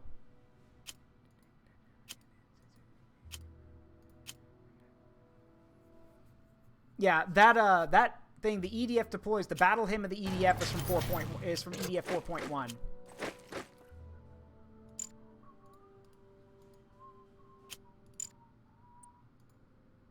Bird up. Red Mage, you probably played 2025, which is basically EDF 4/4.1, and then there's also Insect Armageddon, which is the American EDF, which we don't talk about. Oh, yeah, 5. Okay, 5's good too.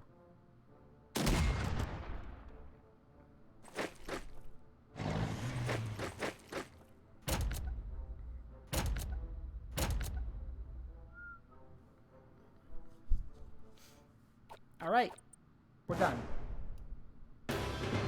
Objectives taken on time. Nice.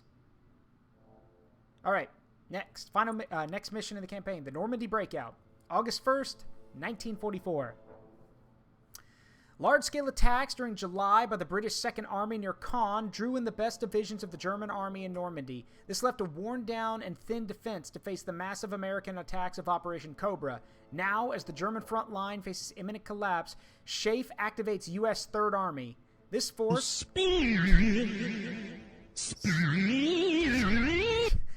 Okay, so spin has a few side effects. If I was playing a game where I could spin in a circle, I would do that, but I am not, so sorry. See, this force, commanded by George S. Patton, is earmarked to exploit the inevitable breakout. So yeah, Third Army is activated.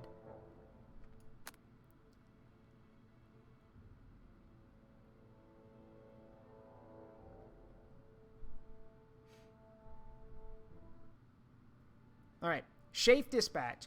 You have finally breached the Bocage. Schaeff has activated Patton's Third Army, and your orders are to unleash his force into the enemy's rear areas. Surprise, motherfucker. Yes, just like that, actually. Just like that. Well done. Well played.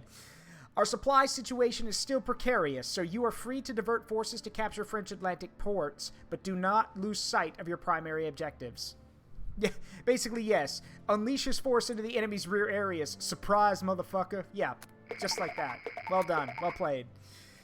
Okay. I'm gonna go to the restroom real quick. I will be right back. Cataclysm, Fountain, y'all are in charge.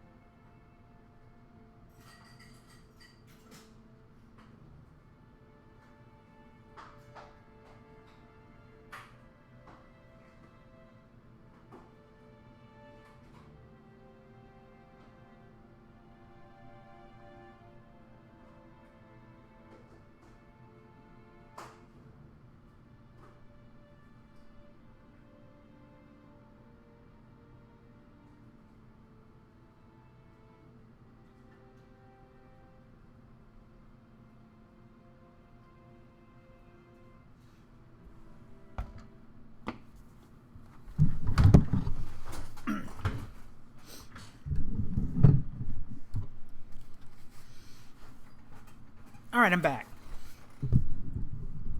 Alright, so.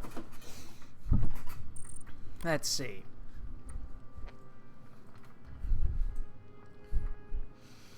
Honestly, this is, I'm going to be honest with you, this is probably one of the hardest, well, not the hardest mission, but it's one of the hard missions because, you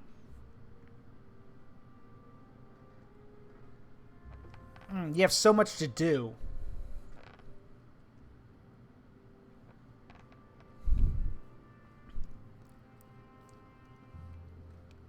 Cookie. Sorry, I'm eating a cookie. Well, the reason the mission is hard is because with the way the supply system is set up, unless you take these ports over here, like Brest, Lorient, Saint-Nazaire, stuff like that, unless you take those, your supply situation is going to be really bad. The thing is, the only people who can take those positions are Third Army's tanks. But you're supposed to be using those to capture Le Mans, Chartres, and get to the Paris suburbs. You're not supposed to go after them, but you kind of need to. So, yeah. You have to choose which you want to do more.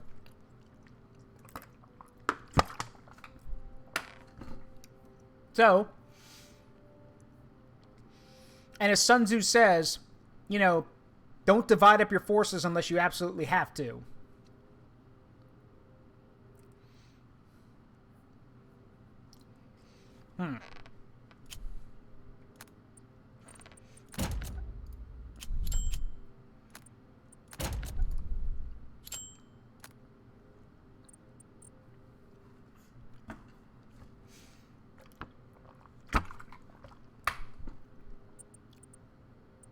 So probably what I'm going to end up doing, let's see. I know that I need to, I'm going to need to give, if I have any, please tell me I have some. I need engineers to get these guys out of, like, because all of the cities, like Brest, Lorient, they all have garrisons. So I need engineers to break them out of their garrisons. Which means I'm going to need to use the 1st Infantry Division. But that's one of my elite units. So I'm going to have to break them off and send them west. And we also need the tanks because they're fast, you know, they're fast. And they're the only ones who are going to be able to cover a lot of the ground. So, So basically, as you can see, everything with a white circle underneath it is 3rd Army. So probably what I'm going to end up doing is I'll keep some of the tanks here, but that's the trick. How much is enough? Because if I don't send enough forces, we'll get bogged down and we won't be able to take the objectives. If I send too many, we're basically making this area harder to defend, and we may end up getting getting wrapped up and captured. Like they could cut us off. So, I got to think this through.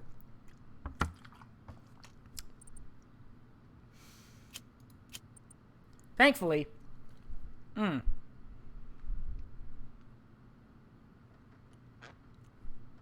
one thing we can do is, because we're basically more concentrated now, I can actually start pushing through with the other forces. So we can actually start, you know, we can use the Brits to push this way and that way. Like push east and push south. Maybe take some of the pressure off, at least momentarily. Ah, cool. The first Polish armored back here.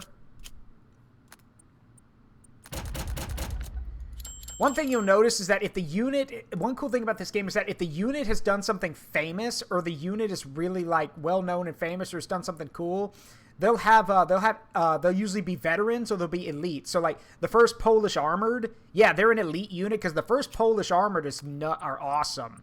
Like if you want the definition of like, you know, of men who can't say, who, you know, don't take no for an answer, yeah, it's them. They are like they're some of the best tankers from World War II.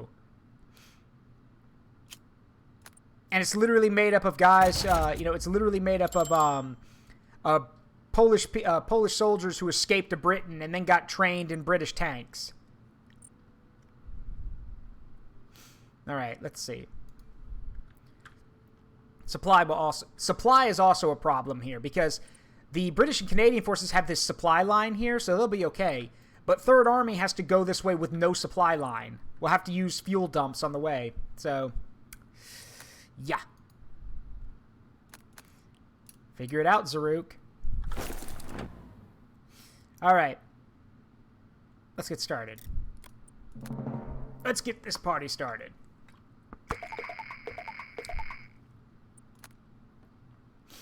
All right.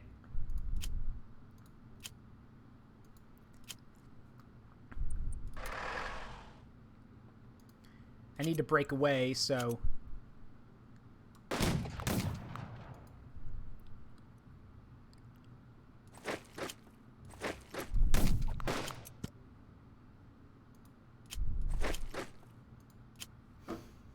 Let's see.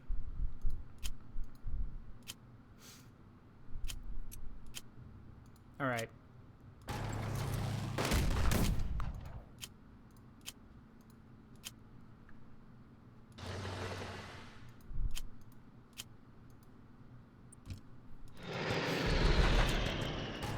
More tanks we defeat, the better. It'll take pressure off of us. So...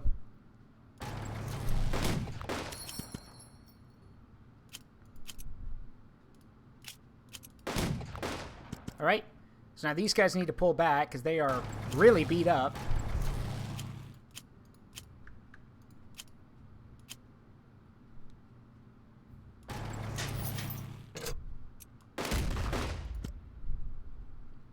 Alright. That worked out better than I thought.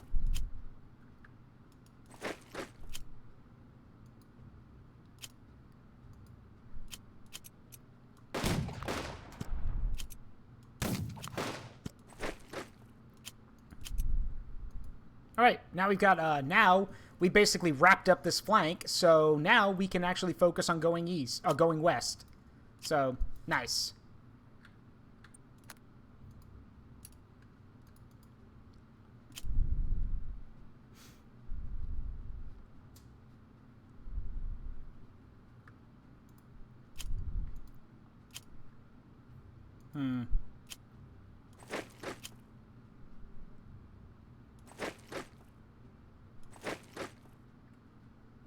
There we go.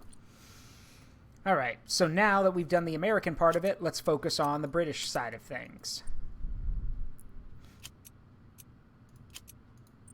Again, the trick here is that we need to make space. We need to start pushing them back so we can actually start exploiting these openings.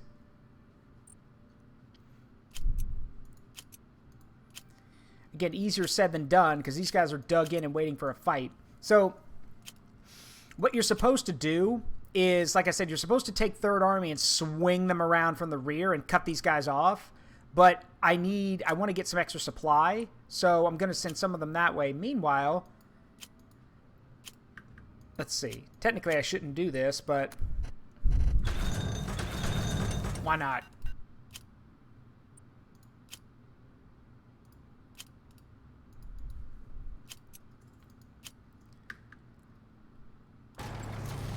We're going to transfer some of the British armor over to the other flank. Because... I think this calls for a little history lesson. I've already done 2 little history lessons for tonight, so I think that's enough. If you do want a brief one, in the last mission, we took Villers Bocage. Villers Bocage was the final battle and death, was the final battlefield and the death of the greatest Tiger tank, that's a German tank, the greatest Tiger tank ace in World War II, Michael Wittmann. Michael Wittmann was killed by a British tank gunner in a Firefly tank, and he was basically Germany's greatest tank ace, and he was killed at Villers Bocage. He's also responsible for wiping out an entire British convoy by himself. That's, to put that into perspective for everyone, that is 1 tank taking on a convoy of 47 vehicles and who knows how many dudes. And he took out the whole thing by himself in that tank. He was a madman. Oh, I'm sorry. No, the proper term nowadays is mad lad. So, yeah. There's your quick fact. Hey, don't worry about it, Captain Crazy. There's a quick fact for you. Let's see.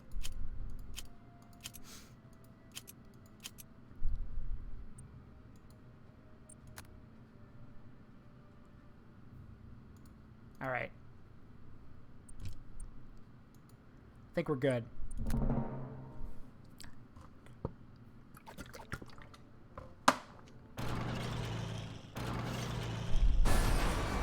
Ah, dang it, they blew the bridge.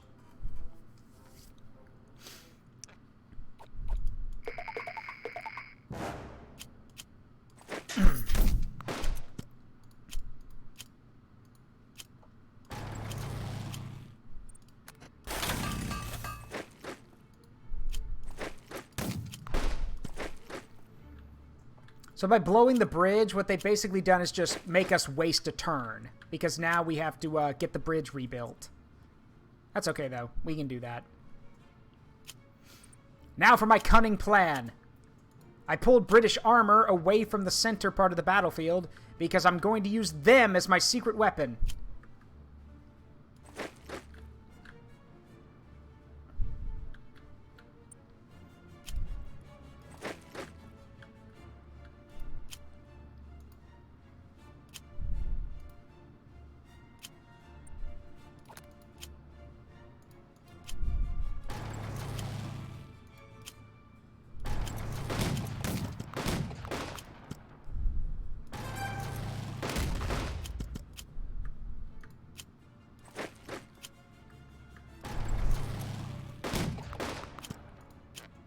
Yes, with the British tanks redirected from the center part of the battlefield, I'm now going to use them as a giant metal fist.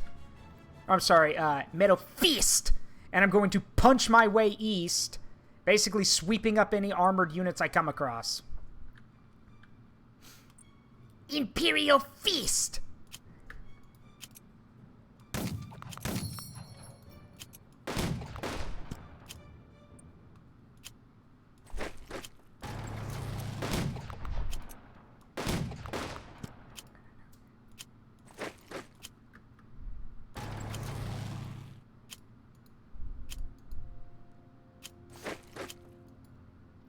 Yeah, giving him the royal fist.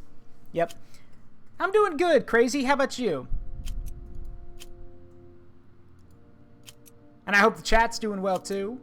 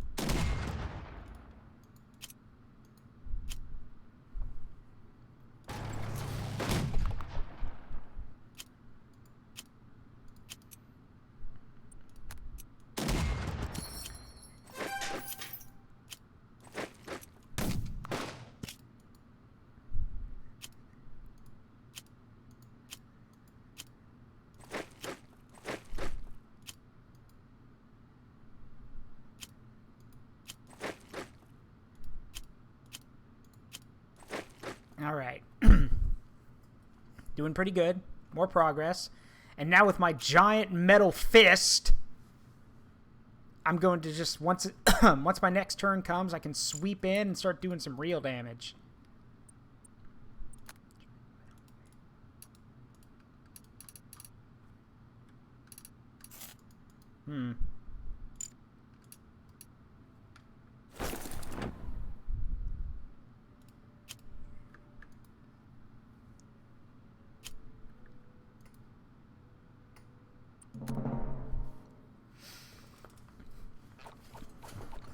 Oh, I'm glad you're doing well, Crazy.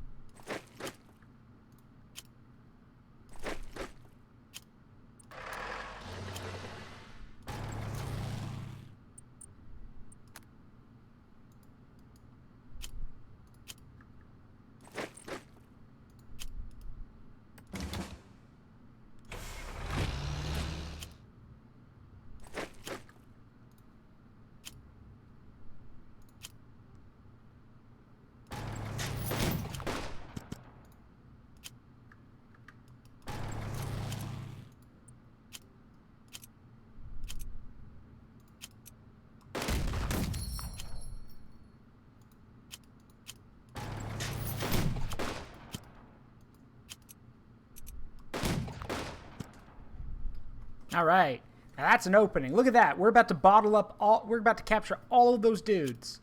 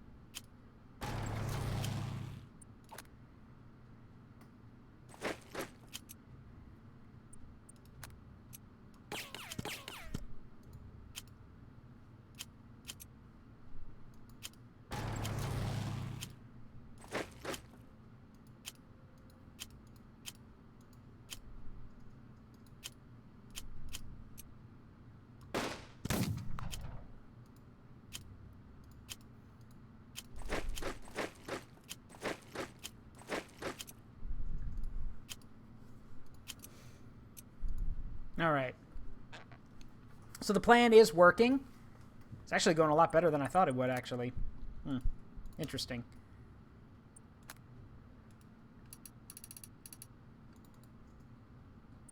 But yeah, we move quick enough, we can basically cut off this entire group right here. Things are a bit slower on this end, but, you know, that happens. Not much I can do about it.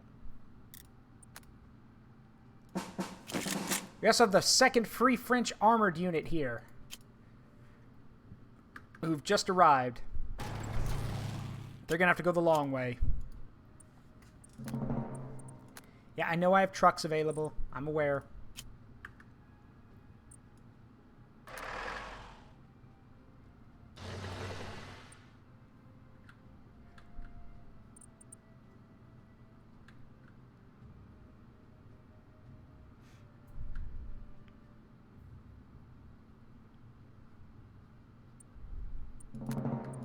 All right.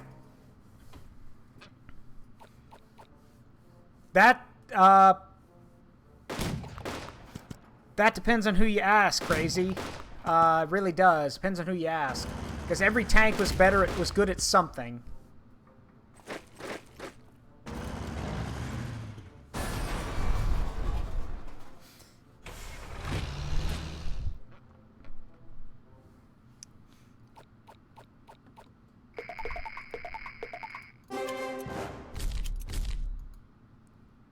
Alright, let's see.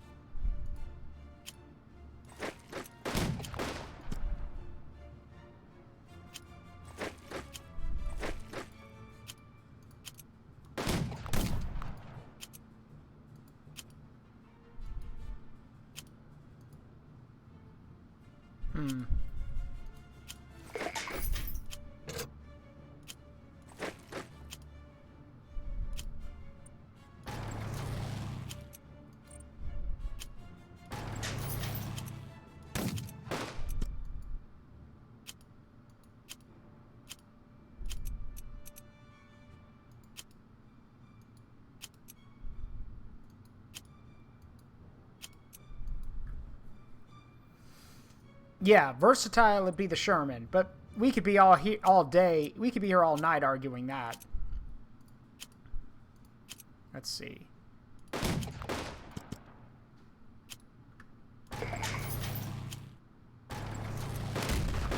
There we go.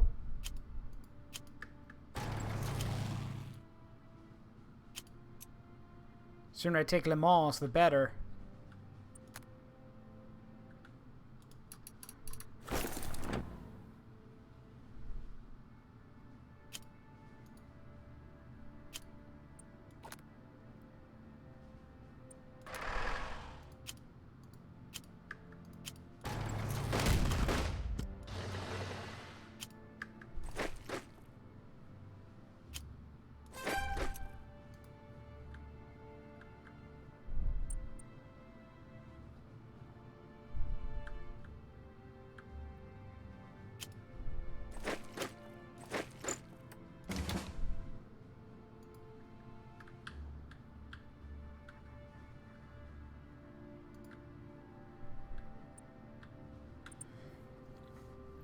So here's the thing. If we take Le Mans, we can actually open up the supply corridor that'll actually go up this way and reinforce our guys, so they won't be suffering up there.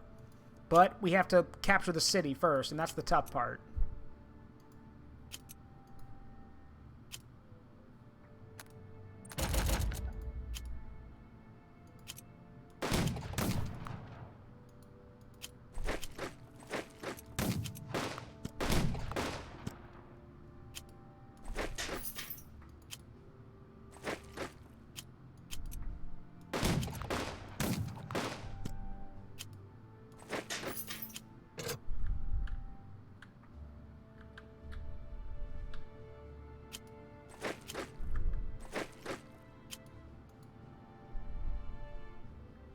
All right.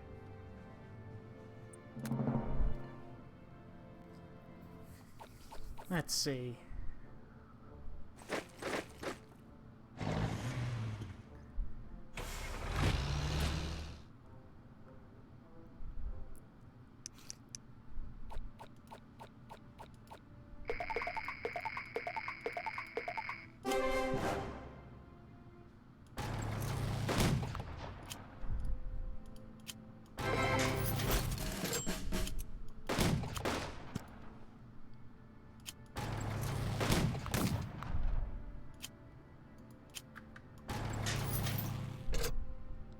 Oop, wait a minute.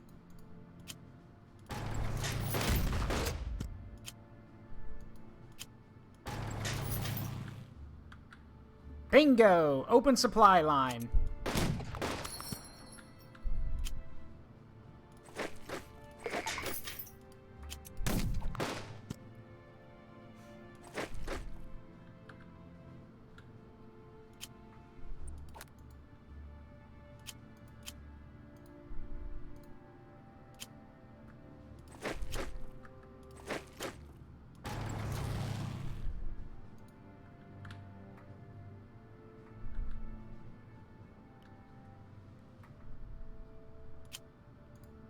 And now with that supply line open, we don't have to worry about a lot of the eastern stuff. We can, the western front, we can focus over here.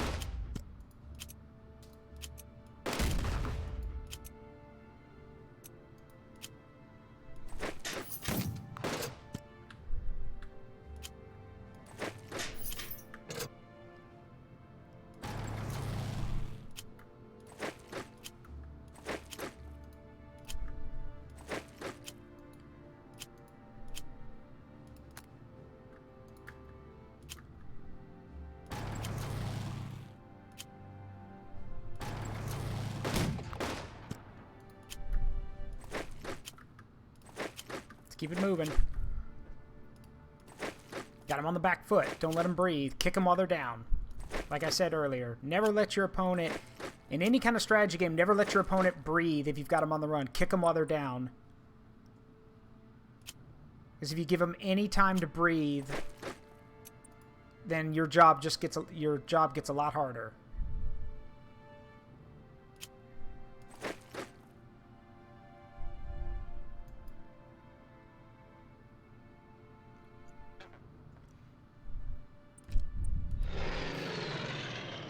Huh. Interesting.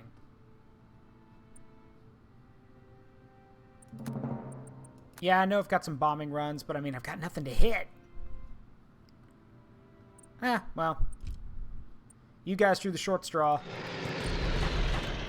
There we go.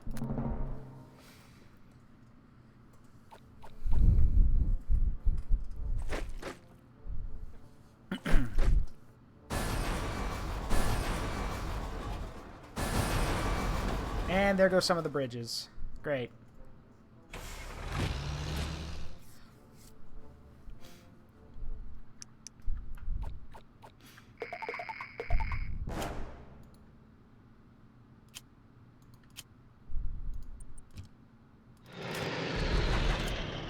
I gotta go back and get rid of these guys.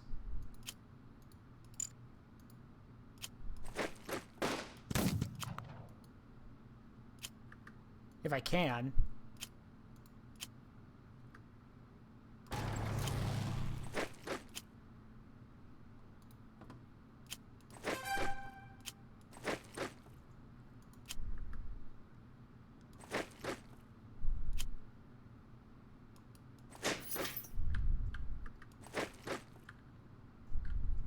Yeah, that unit right there just cut off my guys, so... Do I have... Nope. Might have to divert some of my guys.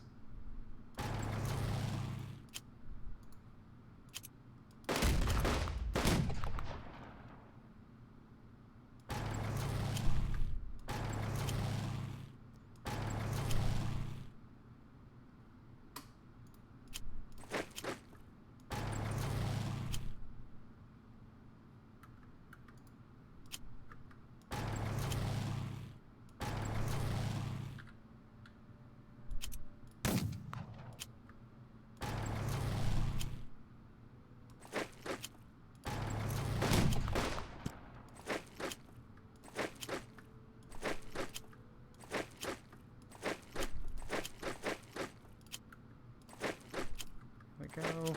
All right. Hey, Seti, welcome. Go ahead and enjoy your lurk, buddy.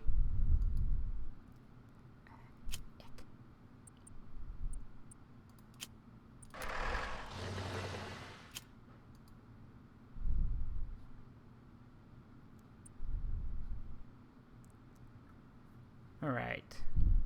Well, plan worked. We basically punched a massive hole through here. Now all we got to do is take the last two objectives. Of course, I'm going to have to save my guys up there who are cut off. What was that? Ah. Well, you guys can blow all the bridges you want. You missed one. Probably the most important one. Ah, I see.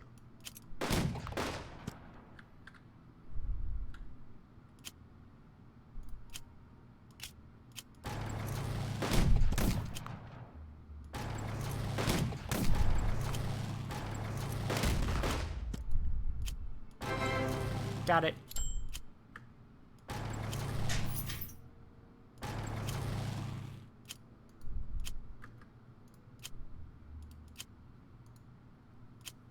Unfortunately, I need to move an HQ closer so we can rebuild this bridge.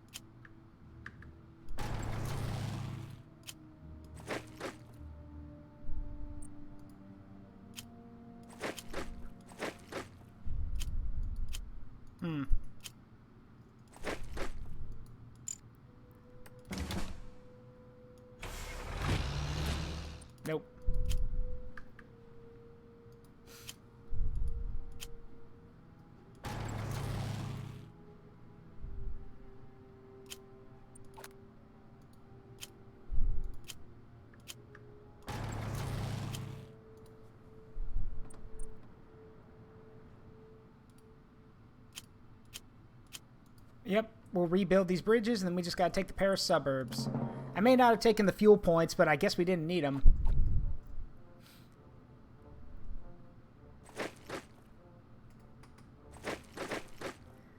Alright, see you, Crazy. Have a good one.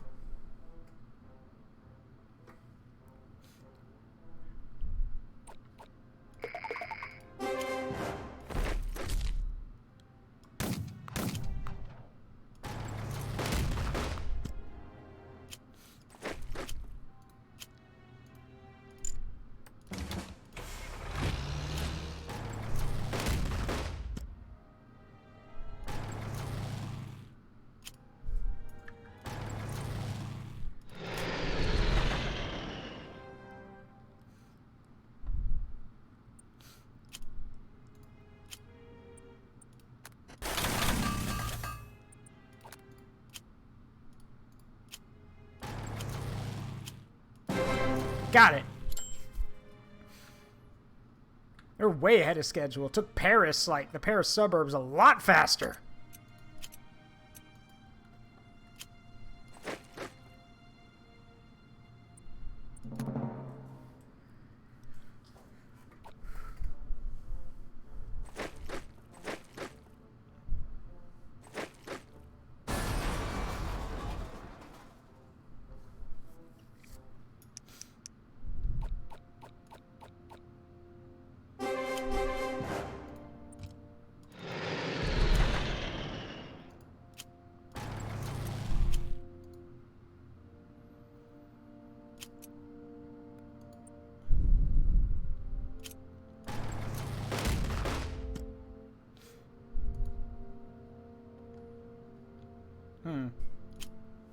Well, I guess I could take this HQ. That'd be a nice prize.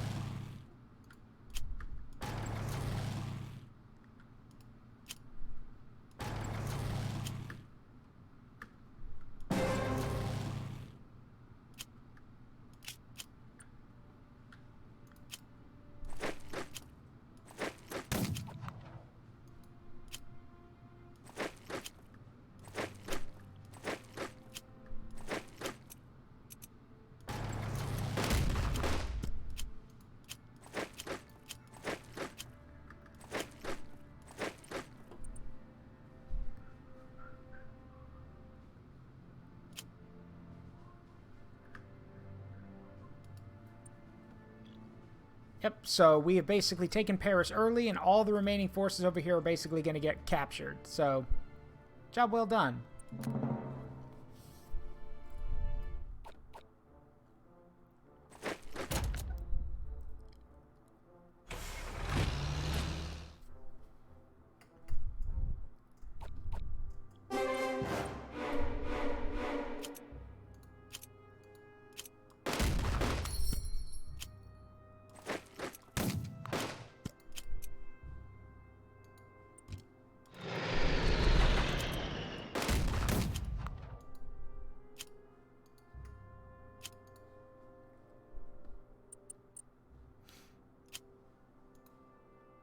Now then, I wonder if...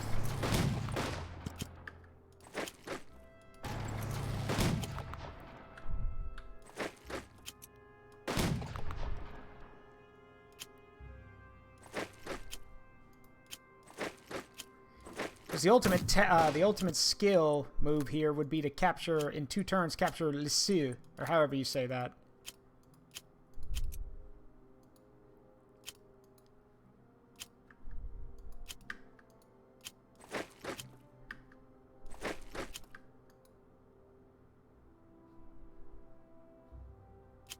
Yoink.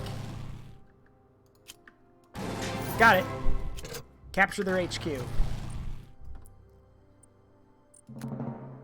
Now let's see if we can't take that last objective.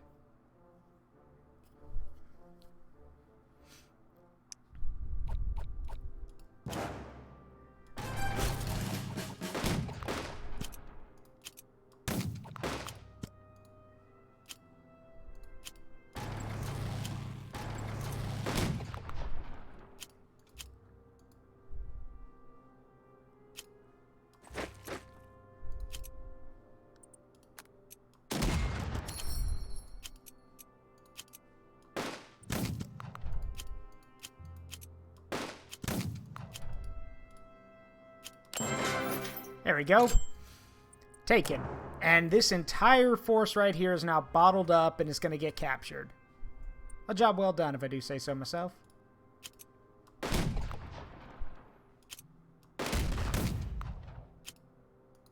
Man, you guys just don't want to quit, do you?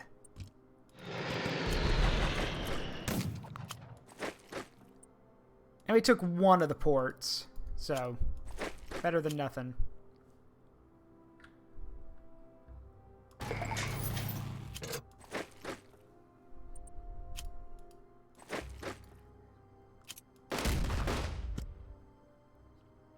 Alright, that was pretty good, actually. I'm gonna have to do, if I ever play through this campaign again, I'm gonna have to make sure I do that more often.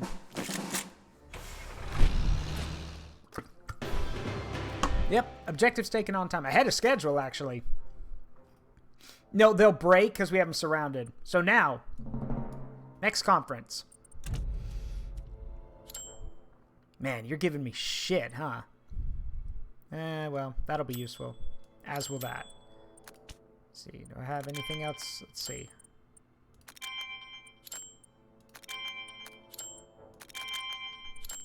So, this is where you spend a lot of your prestige points to upgrade your army's abilities, like to give them like the ability to like dig in, build bridges, that kind of stuff.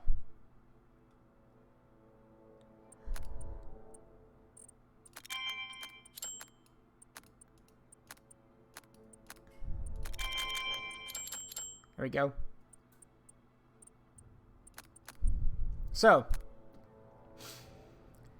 with that, we have a few missions. We've got a few things left to do. When we come back next week, because I'm going to wrap it up here. When we come back next week, we begin Operation Dragoon, and then the advance to Antwerp mission. We also return to the Mediterranean to do Lombardy, Liguria, because we decided to rush the Apennines. So as y'all can look at the map here, it's 1944, and the Allies have almost taken all of Italy. We only have this one little spot left. So, yeah. We'll be doing that next week. So, with that, I think we're going to call it here. I understand, you know, this is, I'm glad you guys like Tactics Tuesday. It won't just be Unity of Command. At some point, I'll play some other games, too. But for now, it's going to be that. And tomorrow is Warlord Wednesday, where we will return to Shogun 2, where I've been leading the Chosokabe to victory over Japan. Last week, we got to Realm Divide, so now everyone in the country hates me. So we'll have to deal with that. But before we do anything, we've got a lot of people here, so I'm going to see if there's anybody we can raid tonight. Hold on, I'm not gone yet. Let's see, who here can we go say hi to? Because I always like to say hi to people. If we get over 10 people, I always like to go say hi to somebody. So let's see, who is available? Let's see. Why don't we go say hello to... Wow, there's a lot of people online right now. Let's see. How about we go say hi to...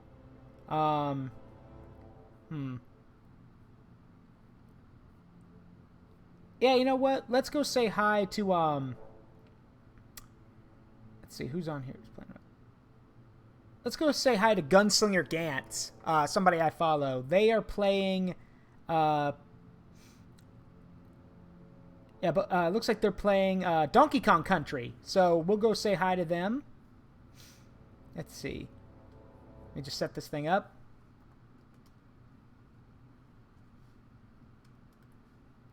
All right, so let's get ready to raid. As always, I want to wish you all a good night. I have been Zaruk Windcaller, and remember, the memories you make in life, good and bad, make you who you are.